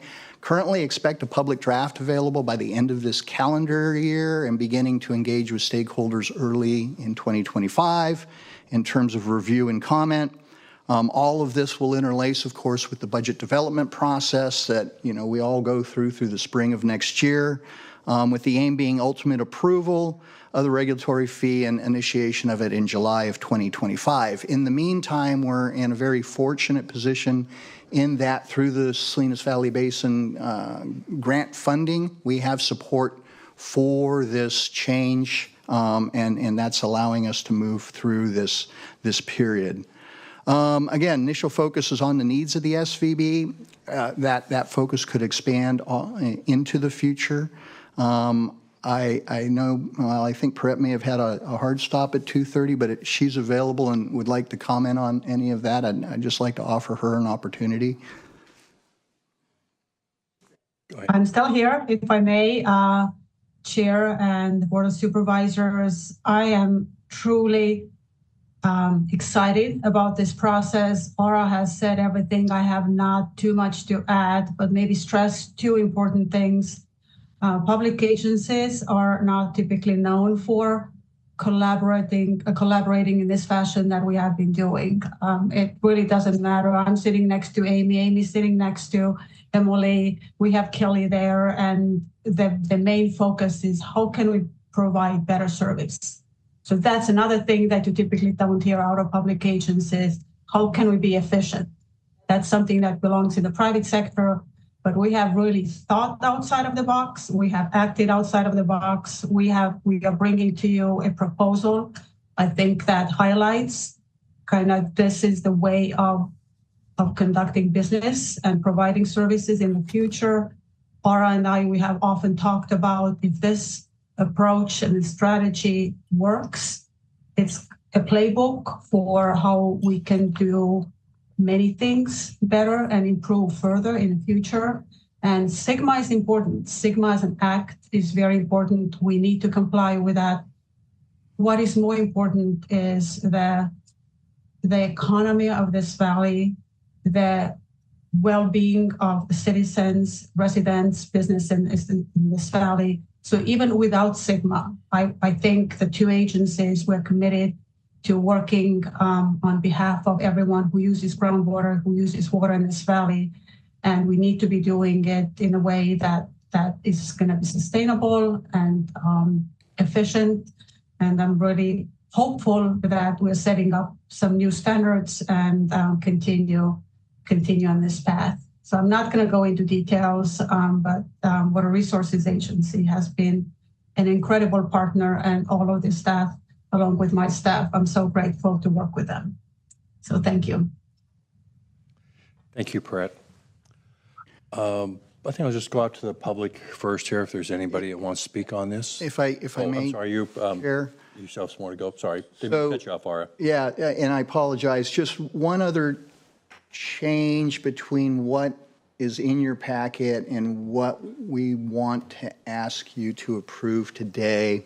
And this is the result of some comments we received yesterday. And so we've been working on comments a number of months, but nonetheless, these came in yesterday, and we were able, and thank you, Amy and Shauna Murray and Kelly, we were able to give this some consideration and develop some proposed language. And so hopefully you can see this, and there it is, great.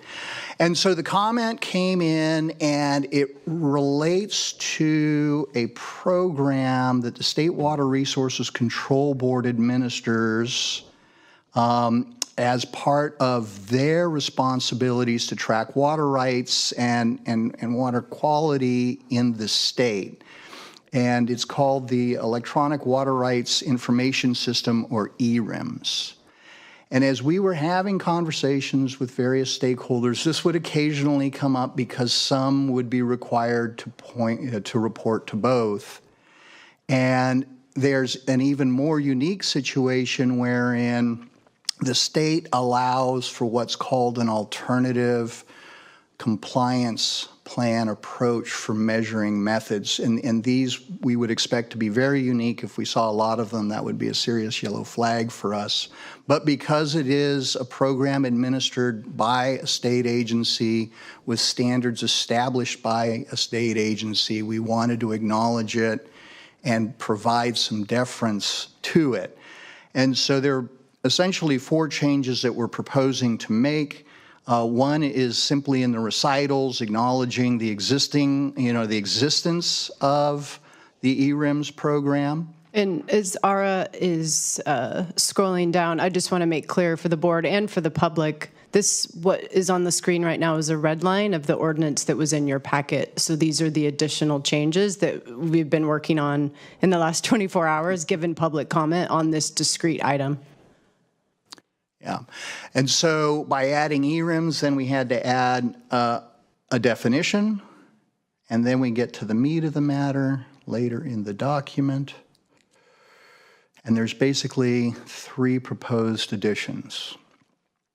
One would be language that simply acknowledges that if a well owner or well operator is reporting to the ERIMS system, they shall also report to the agency the same information. We're not asking them to, collect different information, but the information and reporting the state needs to be shared with us. And this really gets to the heart of concerns about, is water use being double counted? And this allows us to account for that and ensure that that's not. The second change gets to the approved methods of measurement. So the SVB will be directing those approved methods going forward in collaboration with the Water Resources Agency. And for purposes of this ordinance and this ordinance alone, it's those methods that we would rely on. And those methods are very consistent with what the state board would call their measurement and reporting manual methods, predominantly. But the state board does allow for this exception, which they referred to as an alternative compliance plan. And what we are wanting to say here is that for those who are reporting the ERIMS and they're relying upon the state board's approved compliance plan, that will defer to that measurement. It's not anything that is included in our approved methods at this point. And so we would ask them to submit that plan to us. The agency would review it and accept it. And then we would move forward. It does make the administration a bit more complicated. These plans need to be updated every 5 years, and that's something we'll have to track. And we want some discretion because there could be changes in a well's characteristics within that 5-year window, which the state board may not be aware of, but that would then trigger the movement away from an alternative compliance plan. And so we're trying to build in a little bit of flexibility here as well. And so these were the changes, as Kelly indicated, we worked on the last 24 hours to try to address the comments we just received yesterday. And I'd just like to add for the board, from a procedural standpoint, if the board is comfortable with these red lines, that can be a part of your motion today to consider the ordinance with these red lines on October 1st when you consider it for adoption.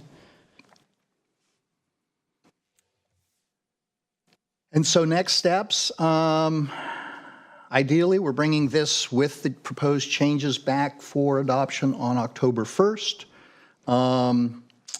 Within the last day or so, both the Resources Agency and the SVP have posted websites trying to explain this program, frequently asked questions, trying to provide people an opportunity to learn more and direction on where to ask questions.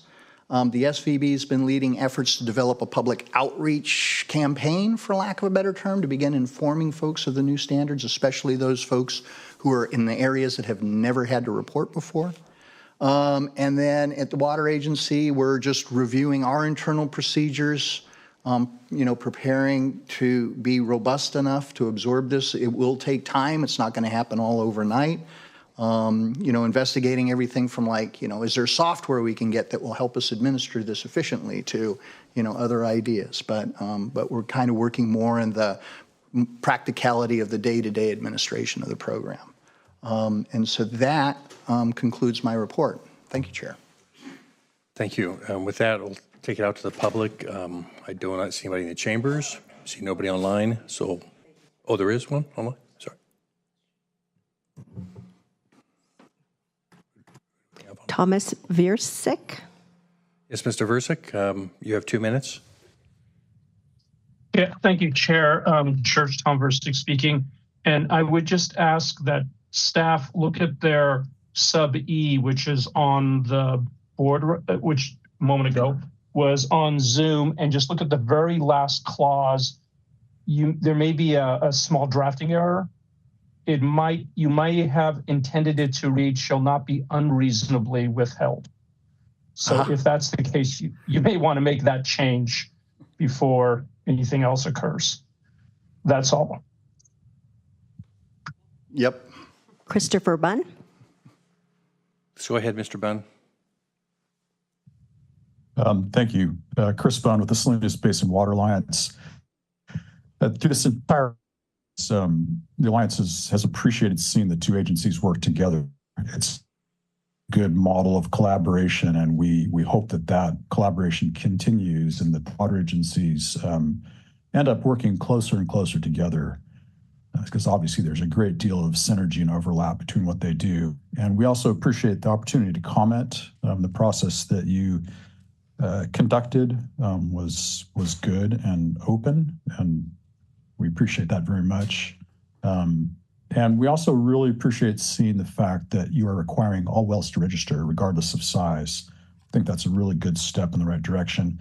However, there's 2 substantive comments, 2 critiques. First, even though you're requiring de minimis wells to register, we think it's a grave mistake that you're not requiring them to report extractions.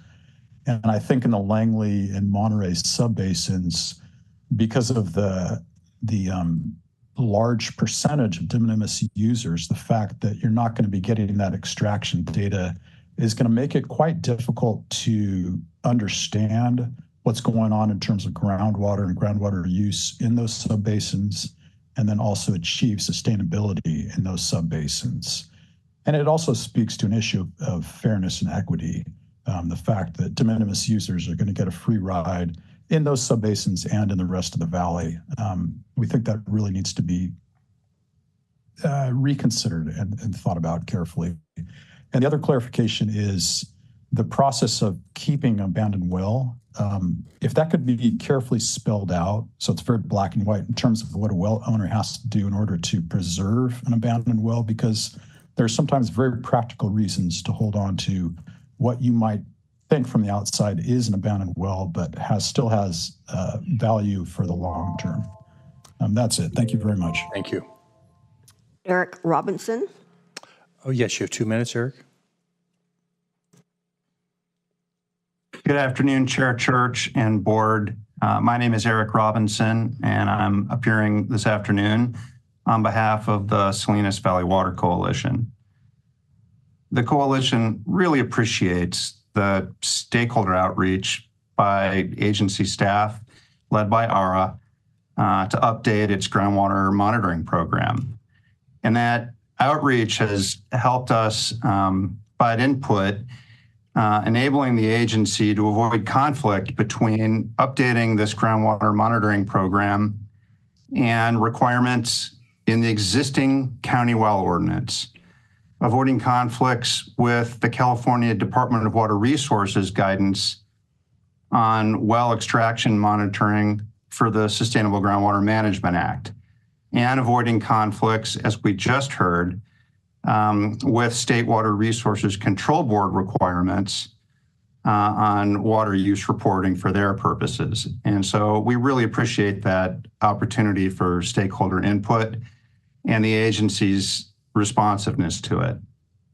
The coalition also appreciates the agency's efforts to avoid conflicts with that certain 1995 agreement between the agency, the coalition, and certain individuals that settled litigation challenging the agency's establishment of its groundwater monitoring program in 1993. Through that settlement, the agency agreed to administer the groundwater monitoring program to allow but not require installation of flow meters. That is, there's flexibility in approved measurement technologies because that's always evolving. The settlement also had the agency agree not to use individualized well or grower-specific extraction data to tax or regulate groundwater. Thank you for your comments. That's it. Okay. With that, we'll close public comment. Bring it back to the board, but I just basically want to say I really appreciate the Water Resources Agency and the Salinas Valley GSA. I think you working together. It's a real model. It's a real model for the county on just about any issue and between two agencies. And I think it's really bodes well for us getting a grip and coming up with some real solid solutions for this county on water. So we had leadership in those two agencies that are on the right path, and just want to really call that out publicly for both of you. Yes, Supervisor Askew? I had a couple questions. And I understand that this language was taken from previous ordinances, but on the ordinance for section 11, there's some language about violations and how violations are counted and how they're charged. And so section 11, point C and point D. Point C says that each violation that occurs from one day to the next would be a separate violation. But then point D, which spells out the fine amounts, states that fines not to exceeding $200 for a second violation within 1 year of the first violation. I guess my question is it a daily accrual of a violation, or is it a annual accrual of a violation? And maybe this hasn't been an issue in the past, but just as we're updating the ordinance, I thought I'd get clarification. Yeah, and Kelly worked on this section as well. And so in C, it talks about violations that occur or continue to occur. Right, from one day to the next shall be deemed a separate violation for each day during which such violation occurs or continues to occur. Right. But the fees are set up so that once you receive a fee, it's only one fee per year is how I'm reading that. Yeah, and that's not how I read it. And so this language comes out of the state code. So in a lot of areas here, we've tried not to reinvent the wheel. And so essentially the way I read this, and I defer to Ms. Donlin as well, it is the day one of the violation is the $100 occurrence.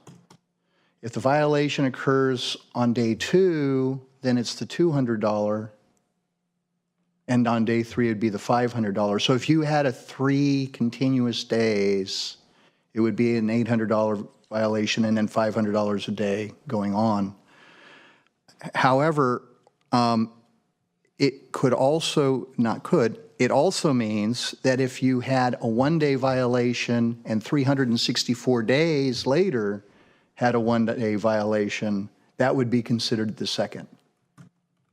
Okay, as long as the attorneys are comfortable with it. When I was reading it, it wasn't clear. And I can interject just to provide a little more background. The Agency Act, which is the agency enabling legislation, basically says that the Board of Supervisors may specify in any ordinance that a violation of the ordinance is an infraction. So because of that language, we look to Government Code 25132, which lays out per statute the fines you can set for an infraction. And the language in our ordinance mirrors the language in that Government Code section. Got it. Okay, thank you for that clarification. And then just some of the public comments that I just wanted to ask the question in terms of, and I think adding in our smaller well users for reporting and multiple places to report, I can only imagine what kind of additional hassle that is. But I think, trying to get our arms around everything, it sounds like we're doing all the right things to educate everyone and make this as straightforward as possible. But the question that one of the public comments asked about was having diminutive users not required to report the amounts. Can you just comment on why that decision was made? Is it sort of we take one step at a time? Do we think that the utilization isn't significant enough? Like, what was the thinking around that? Yeah, and in part, and I'll defer here to Perret as well, because, when we're thinking about the roles and responsibilities piece of it, we're the ones who'll go out and do the monitoring and collect the information. But at the GSA, as the governance body, they would be the ones that are informing that. And so, Perret, I'd defer to you, I think, on that question. Thank you, Ara. So, subject to SGMA, the minimus users are not, by default, they are exempt from reporting their usage, unless the governing body of a GSA decides that they want to regulate that type of use. So the SVB GSA board has not at this point made that decision. It doesn't mean that they couldn't in the future, but just from practical standpoint, it is most likely the hardest to reach constituency base. Those people, one household on one well, relatively small amount of usage, but Christopher Bunn is correct. The aggregate or cumulative use of those, if there's a lot of those users in one specific region, it does add up. So we have not made a decision for the future how we handle that, but for now we do have low-hanging fruit that we'll go after first, and then we'll probably reassess what is the wisdom and the administrative burden from requiring even the minimum users to report their usage. Thank you for that. And then the last question, again, that I jotted down from public comment was regarding the process for preserving abandoned wells. Is that something that will happen, or do we need to provide better guidance there? That's a great question, and I would defer to Amy Woodrow. Yes, good afternoon, Supervisor Askew.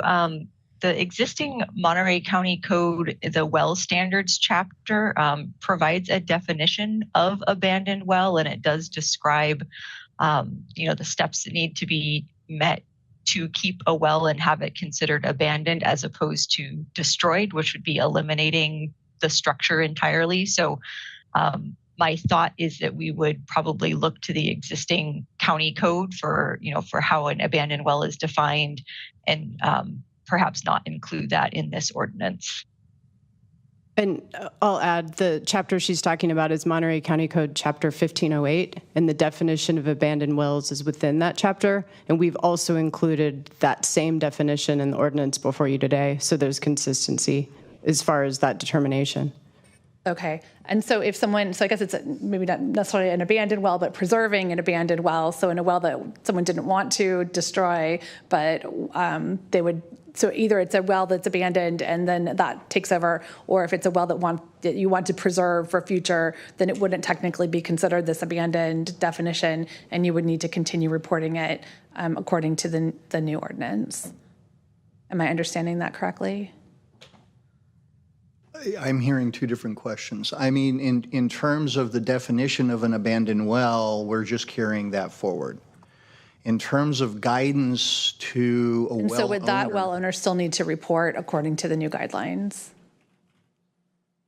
If the well is not abandoned, yes. Right. They would. Okay. And the key with the abandonment is it's considered abandoned if it hasn't been used for a period of 1 year, unless the owner demonstrates his or her intent to use the well again for supplying water or for other associated purposes. Okay. So if the question is about how do I as a well owner preserve my well in such a way that it isn't considered abandoned under the ordinance, that's perhaps something that we could develop some guidance on and include in the manual in terms of guidance. Some clarity there. Okay, great. Thank you. Any other comments from supervisors? Just appreciation and an acknowledgement of the work that's gone into this. I know there's a lot of history around some of these questions, and that history has led to incredible dialogue and back and forth between the stakeholders and staff. And I think what you've brought forward is a great attempt to codify some of those historical agreements. And I think those agreements that we've had, we're trying to honor. And we're not saying this is perfect. We're going to run into lessons at some point along the way. And I just hope that the open dialogue and communication with our stakeholders remains, because we can fix these issues as we go through them together, knowing that intent here is really important. And our intent is to, based on current law and based on our practice, move Monterey County forward into a place where we can create a sustainable groundwater environment to allow everyone to thrive. And I think that's what we're after. And so I know we get into the nuance and detail often as we look at our own little kingdoms and try to figure out what those look like. But big picture, I think the effort the staff has made here is really a valued one. And I've heard that from a lot of the stakeholders, while frustrated, appreciative of the open dialogue. And so I want to thank you for doing that and continue to ask you to keep those lines open on our end and on their end, so that as we move forward, we can bring forward solutions with as little friction as possible, because I think we're all moving in the same direction together, even though we might use a different definition or a different idea at different times. But thank you. I'm happy to make a motion that we push this forward with staff's request for the included language around, in the red line, I think it was what we called it here in the version that was put up by staff, to outline the additional allowances for state definitions of, what would you call that, measuring, metering, alternative compliance plan.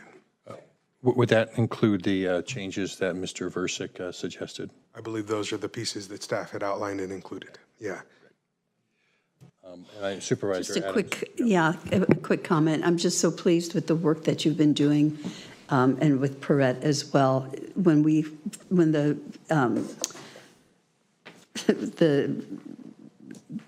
ordinance first came, or not the ordinance, but when the act first came up, we were all, really kind of pausing over, so what is this going to mean for the Water Resource Agency?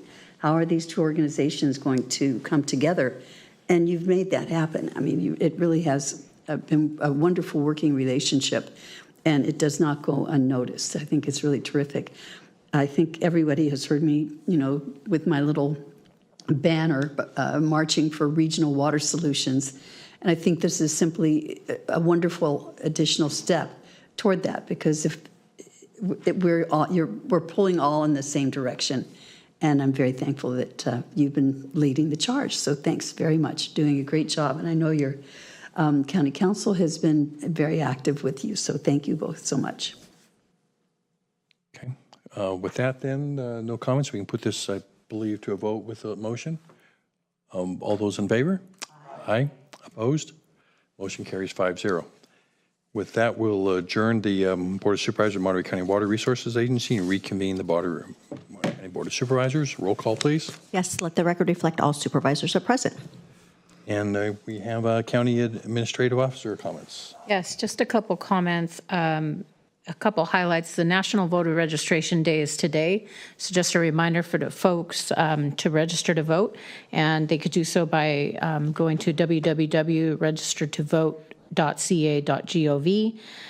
In addition, yesterday, the 16th, and it goes through the 18th, the Housing Authority held their 1 of 1,000, or their uno de un millón?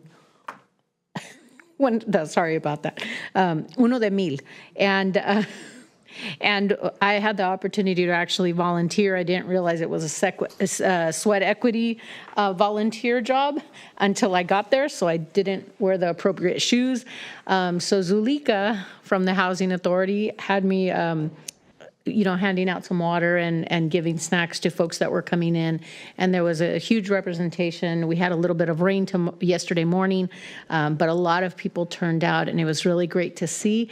And it was an opportunity for people that were on a list of 5,000 to actually have vouchers and receive them on the day of. So it was really exciting and a great opportunity to spend time with folks in our community. The last thing that I do have is, continuing the recognition of our workforce. The probation department provided a key list of items, and which included the successfully onboarding of 31 new staff members since January of this year. Implementation of a new case management system in January after a year of mapping, configuration, and staff training. Disbursement of $450,000 of restitution directly to victims of crime. They provided supervision services to over 3,000 adults and prevention and intervention services to more than 600 juveniles. The Monterey County Juvenile Hall and Secure Youth Treatment Facility were highlighted by the Office of Youth and Community Restoration for taking an innovative approach to rehabilitation of detained youth and coordinating interventions and community support through the ongoing collaboration of our liaison. And the last item for probation is the Unchained Dog Program provides services at the youth center where youth learn new skills and nurture empathy by preparing homeless dogs for adoption. The program was recently featured on CNN's Hero series. So that's what I have for probation. Thank you. And there are no new referrals, but we do have a referral response. Is this? I assume this is online. We have someone from. Good afternoon, Chair Church and Supervisors. Florence Kabwasa Green. I'm the interim chief of facilities with Public Works, Facilities, and Parks.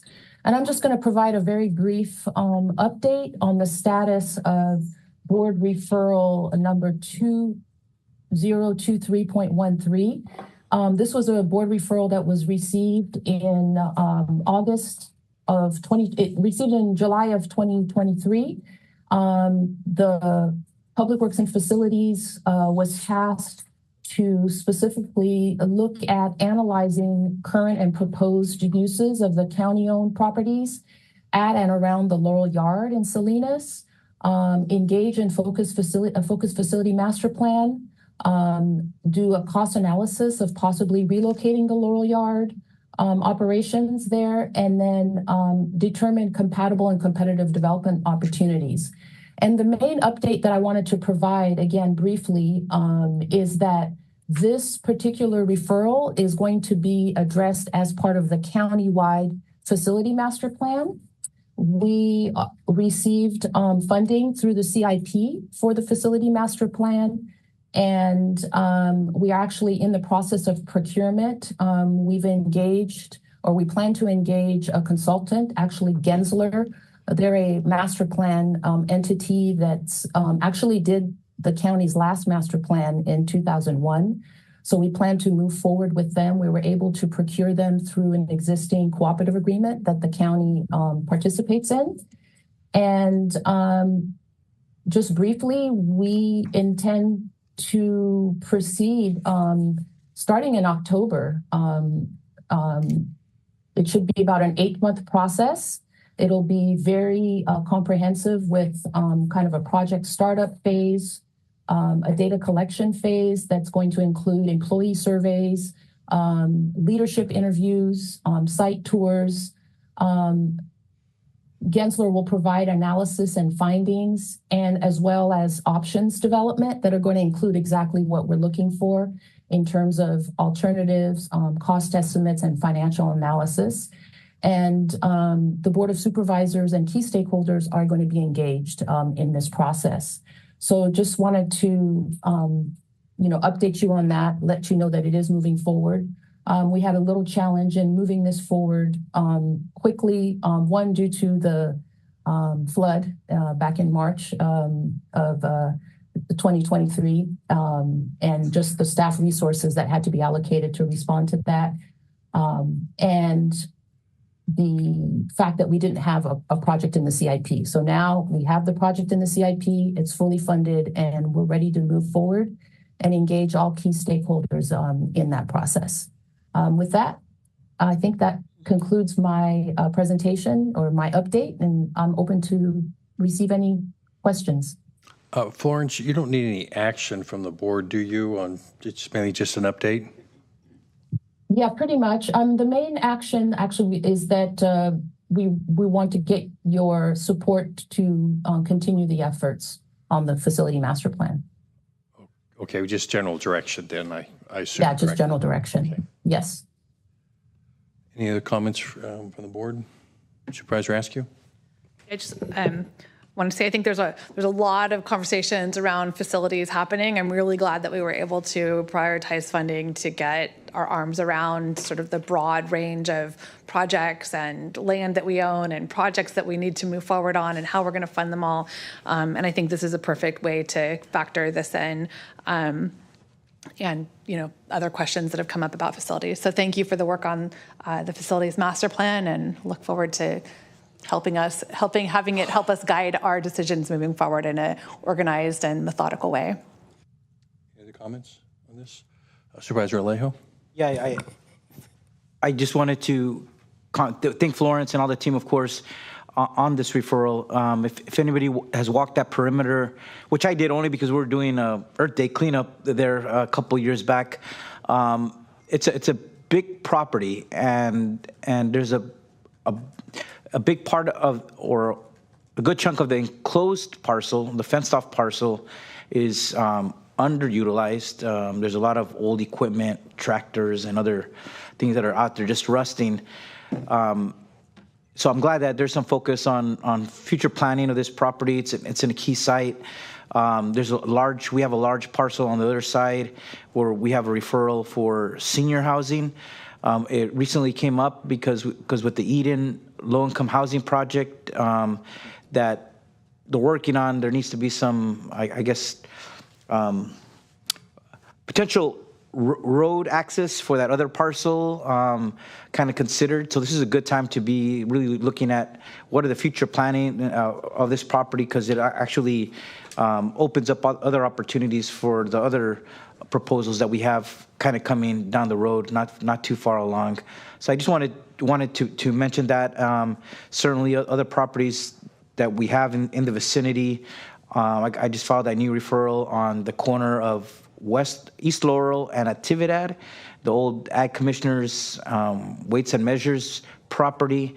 It's blighted. It hasn't been used. I think we have to look at what can we do there that could help generate income for future housing, our housing trust fund that we have.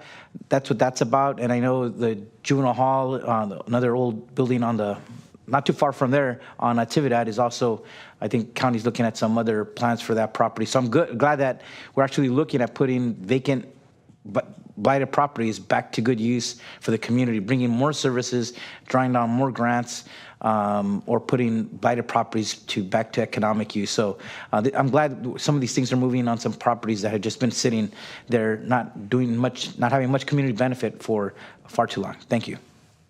Yeah, and thank you, Florence, and your team for pursuing this and moving us forward on a facilities plan. That's really important work, as the supervisors and Askew have also mentioned. With that, there's no other comments on this. I'll just see if there's any public comment. No public comment, and I guess we can move on to board comments at this time. Thank you, Florence. Thank you. Start down this end. Look at that, I get to go first because I'm on the end. I didn't have the opportunity because I had to leave early last week, but I do want to give some appreciation to Supervisor Alejo for working with me, as well as Buck Tuggle of Wild Oak Ag Design for assisting us in contributing a large steel cross to replace the Bracero cross that was falling apart there at the site of the accident that has been referenced several times today. And honoring this board's recognition of Bracero Memorial Week, we want to make sure to lift that up. I think that that was a very special opportunity for me to get out there on Labor Day with my father-in-law to put that up. And I didn't realize, but he shared as we finished, that when he first landed in this country, he landed in Chular. And it kind of came full circle after living the rest of his adult life really in Napa before coming back to live with us in Greenfield. It felt like full circle for him. And so that was a special opportunity to really put a lasting memorial up.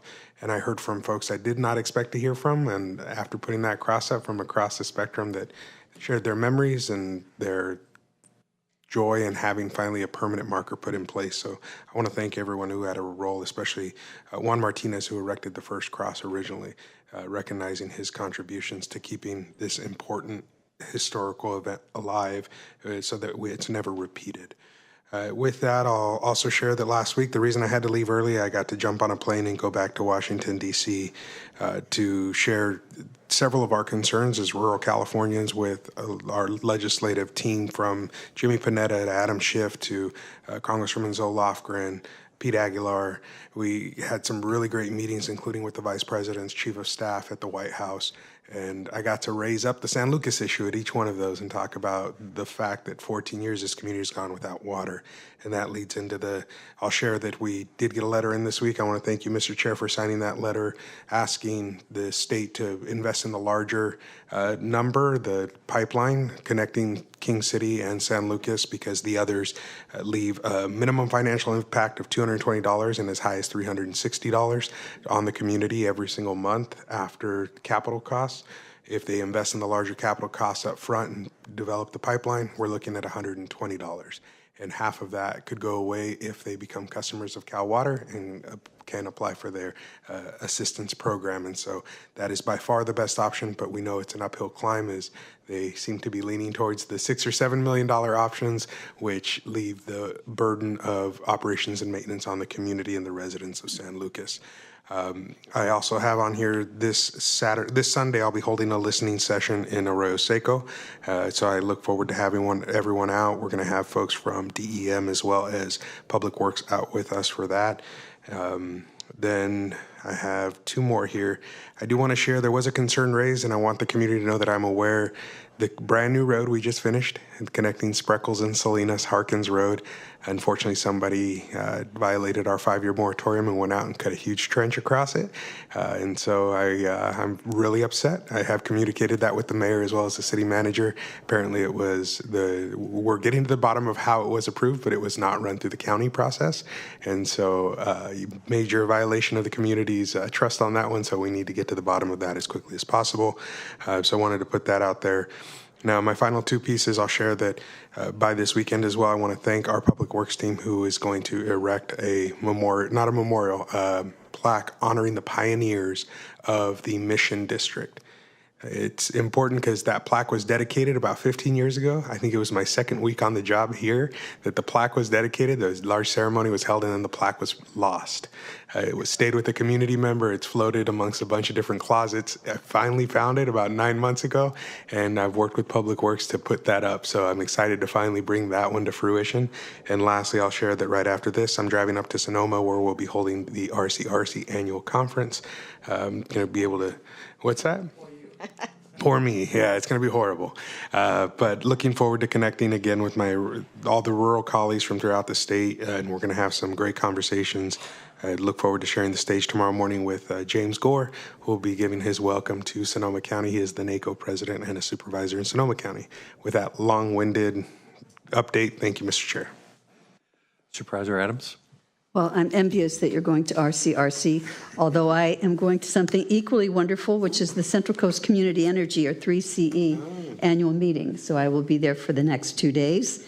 Also tomorrow morning at 7:30 at CSUMB, United Way is holding its annual community breakfast. They've been doing that for 25 years, I think. I'm not sure I've missed any of them. We also have tomorrow, it's a really busy day, C Monterey's annual meeting is also going to be tomorrow afternoon at Quail Lodge over in Carmel Valley. And then on Friday, my team and I and the Department of Emergency Management will be hosting the District 5 elected officials from the cities of Monterey, Pacific Grove, and Carmel by the Sea for a tour of the county's Emergency Operations Center. We will provide an overview of how the county supports local jurisdictions in our county before, during, and after emergencies. And then finally, a very big deal for us in the 5th District, but particularly in Big Sur, we finally have no parking signs on Old Coast Road, which is at the intersection of the Bixby Creek Bridge and Highway 1 and Old Coast Road. It has been a nightmare in that area with people parking so just illegally and haphazardly, really causing safety issues for the people who try to traverse to live up on Old Coast Road. You can't get emergency vehicles through. You can't get an ambulance through. So it's really been very difficult. And we're very thankful that working with local residents, but additionally working with the California Highway Patrol and the Sheriff's Department, but primarily with Public Works, Facilities and Parks. We had our Big Sur Multi-Agency Advisory Committee meeting on Friday, last Friday. And so we had just put up the signs. So a lot of people were driving by it on their way to this meeting. And I wish you could have heard the praise for Monterey County and specifically for Randy Ishii. People came up to me afterwards to tell me how fabulous it has been to work with him, including working on the Nacimiento-Ferguson Road as well. So we've got a real rock star heading up our public works, and we're very, very thankful for all the effort that all of them put forward, especially today, or this time for the Old Coast Road no parking signs. That's it for me. Supervisor Askew. All right. There's a lot going on. Last weekend, I was able to attend the Valley of the World Awards at the Steinbeck Center. And it was a really special evening because our very own Nick Pasculi received the 2024 Education Award. Kim Stemler, who we all know and love working with, received the Ag Leader Award, and our 2024 Hall of Fame Award went to Jefferson Farms, which is a beautiful district for a grower. So ton of fun there. There's a new exhibit, so if you haven't had a chance to get over there, go check it out. Beautiful mural and some great photography, local photography. Also wanted to mention just another few upcoming events that are coming up in addition to those that have been mentioned. On Thursday evening is the CSUMB Women's Leadership Council event, which will be honoring Seaside's own Ruthie Watts. And then on Friday is the Monterey Bay Central Labor Council Awards Dinner, Friday evening. And then on Saturday, the NAACP is hosting their 52nd annual live membership banquet in Seaside. So I look forward to seeing folks out and about at those events. Go ahead. Thank you, Mr. Chair. First of all, I wanted to thank Supervisor Lopez for installing that cross. That was a concept that we had both worked on because the cross put up by the late Juan Martinez was falling apart. It was made by cardboard, so the elements and the wind over the years really had it in pretty bad shape. So now to have something more, something that will stand the test of time, for me, it's a beautiful thing to see there on that road. In addition, Supervisor Lopez and I are working on a beautiful piece of art for Chular. It's going to be something beautiful. I know Chris is going to reveal more later, but I wanted just to bring that up because it's Bracero History Recognition Week, and we're doing some little other things that could really make permanent the stories of these awesome men who work so hard in this valley and who are now sadly passing away. Most are in their 80s, 90s, and a gentleman here that was over 100 years old passed away not too long ago. So thank you, Supervisor Lopez. Look forward to tag teaming with you on that. I joined my colleague, Supervisor Askew, last Thursday at the Coastal Commission, and it was good. One of those few moments where an issue that's important to our county is before the commission, and we got a 7-1 vote. Both Supervisor Askew and I spoke, but I think we had mayors from most of the peninsula cities and South County cities, Salinas. It was one of those few moments that I could say everybody came together, and in the end, the Coastal Commission ruled in favor. We had to make some changes, but it helped us address those environmental issues that the Coastal Commission staff wanted, and Senator Laird came in person to speak there too, and Don Addis' staff as well. So good tag team from everybody. This Saturday, I'm at the Farmers Market here in Old Town Salinas. I think me and my team are out there from 12 to 2, so we'll do a mobile office hours there for this month. I'll be joining Supervisor Askew at the Labor Council Awards Dinner on Friday at the Hyatt.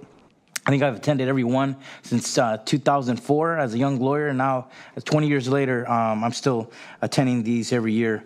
Last but not least, the most exciting news I got was getting an invitation to the inauguration of the first woman president of Mexico on Tuesday, October 1st. So I will not be here for that meeting, but to witness history of Claudia Sheinbaum becoming president is something that I wouldn't want to miss if I got an invitation to attend. She is of Jewish Mexican ancestry, and Mexico has only one 6-year term as president. She's going to be able to do, I think, a lot during her 6 years, but certainly something historic that, especially in a county like ours with a very large Mexican-American population, I'm really honored to have the opportunity to attend that and see the first woman president of Mexico, even before the United States. We're seeing something like that happen to our neighbors to the south, for our neighbors to the south. So with that, thank you very much, Mr. Chair. Sure. Congratulations on your invitation as well. So not to be outdone by District 5 and District 2, we also sing the praises of Randy Ishii. And we, had Paradise Road was recently paved almost to its entirety, and had received many compliments about it being done. And of course, people then go through and say, well, what about this road or what about that road? But that's what happens when we're some $700 million behind and bringing our roads up to fare. But we're making progress, we're getting there, and I know there's a lot more work that's coming to be done. Fortunately, nobody has cut a trench across the road yet.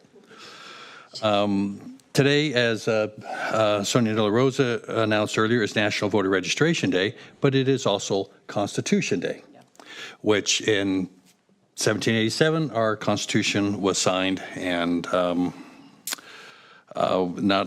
very important thing to remember, just as important as July 4th, if not more so. So tomorrow, I have a town hall meeting in Castroville tomorrow night at the Castroville Rec Center between 5:30 and 7. Unfortunately, it's also conflicting with another meeting that's going on in Castroville at that time, which is the Safe Routes to School Steering Committee meeting, 5:30 to 8:30 at the Castroville Elementary School. So there's a lot happening in Castroville. I do hope people go to one or the other. Let's just say that. And if you don't make that town hall meeting, we have 2 more coming up in October and December in Aromas in Perndale, which anyone is always welcome to attend as well. This Saturday at the Baranda Adobe is Rancho Day between 10 and 4. The Monterey County Historical Society is having a fundraiser with some food trucks there, some tours and some music, and lots of good history about the multicultural history of this county. Also on Saturday, and again, a little bit of a conflict with this, but not totally, is the Monterey County Arts Council is having a community input workshop from 9:30 to 12 on Saturday morning at 11199 Guile Street. I believe that is by the library and also my office. It's something that you need to register for, and I would suggest contacting the Monterey County Arts Council. Or you can contact my office and we can give you some information on where to contact for that meeting. for that input workshop, I should say. And with that, I have nothing more, but we will be back here on the 24th. And is there a readout from closed session? Yes, there's one reportable action from closed session, which is the board approved a 3-year tentative agreement with the park rangers. Thank you. And Supervisor Alejo, do you have anything you wanted to say in adjournment of Santiago Flores? Yes, please go ahead.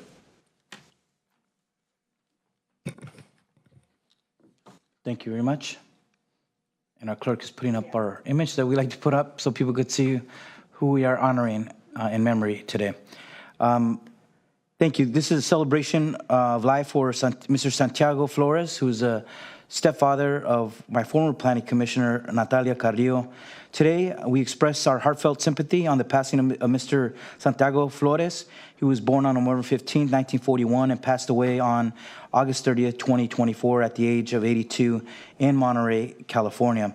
Santiago Flores was born to parents Juanita and Jose Flores in Laredo, Texas. He lived his early part of his life in Texas and Fairfield, California, and the remainder of his life was spent in Salinas and Modesto.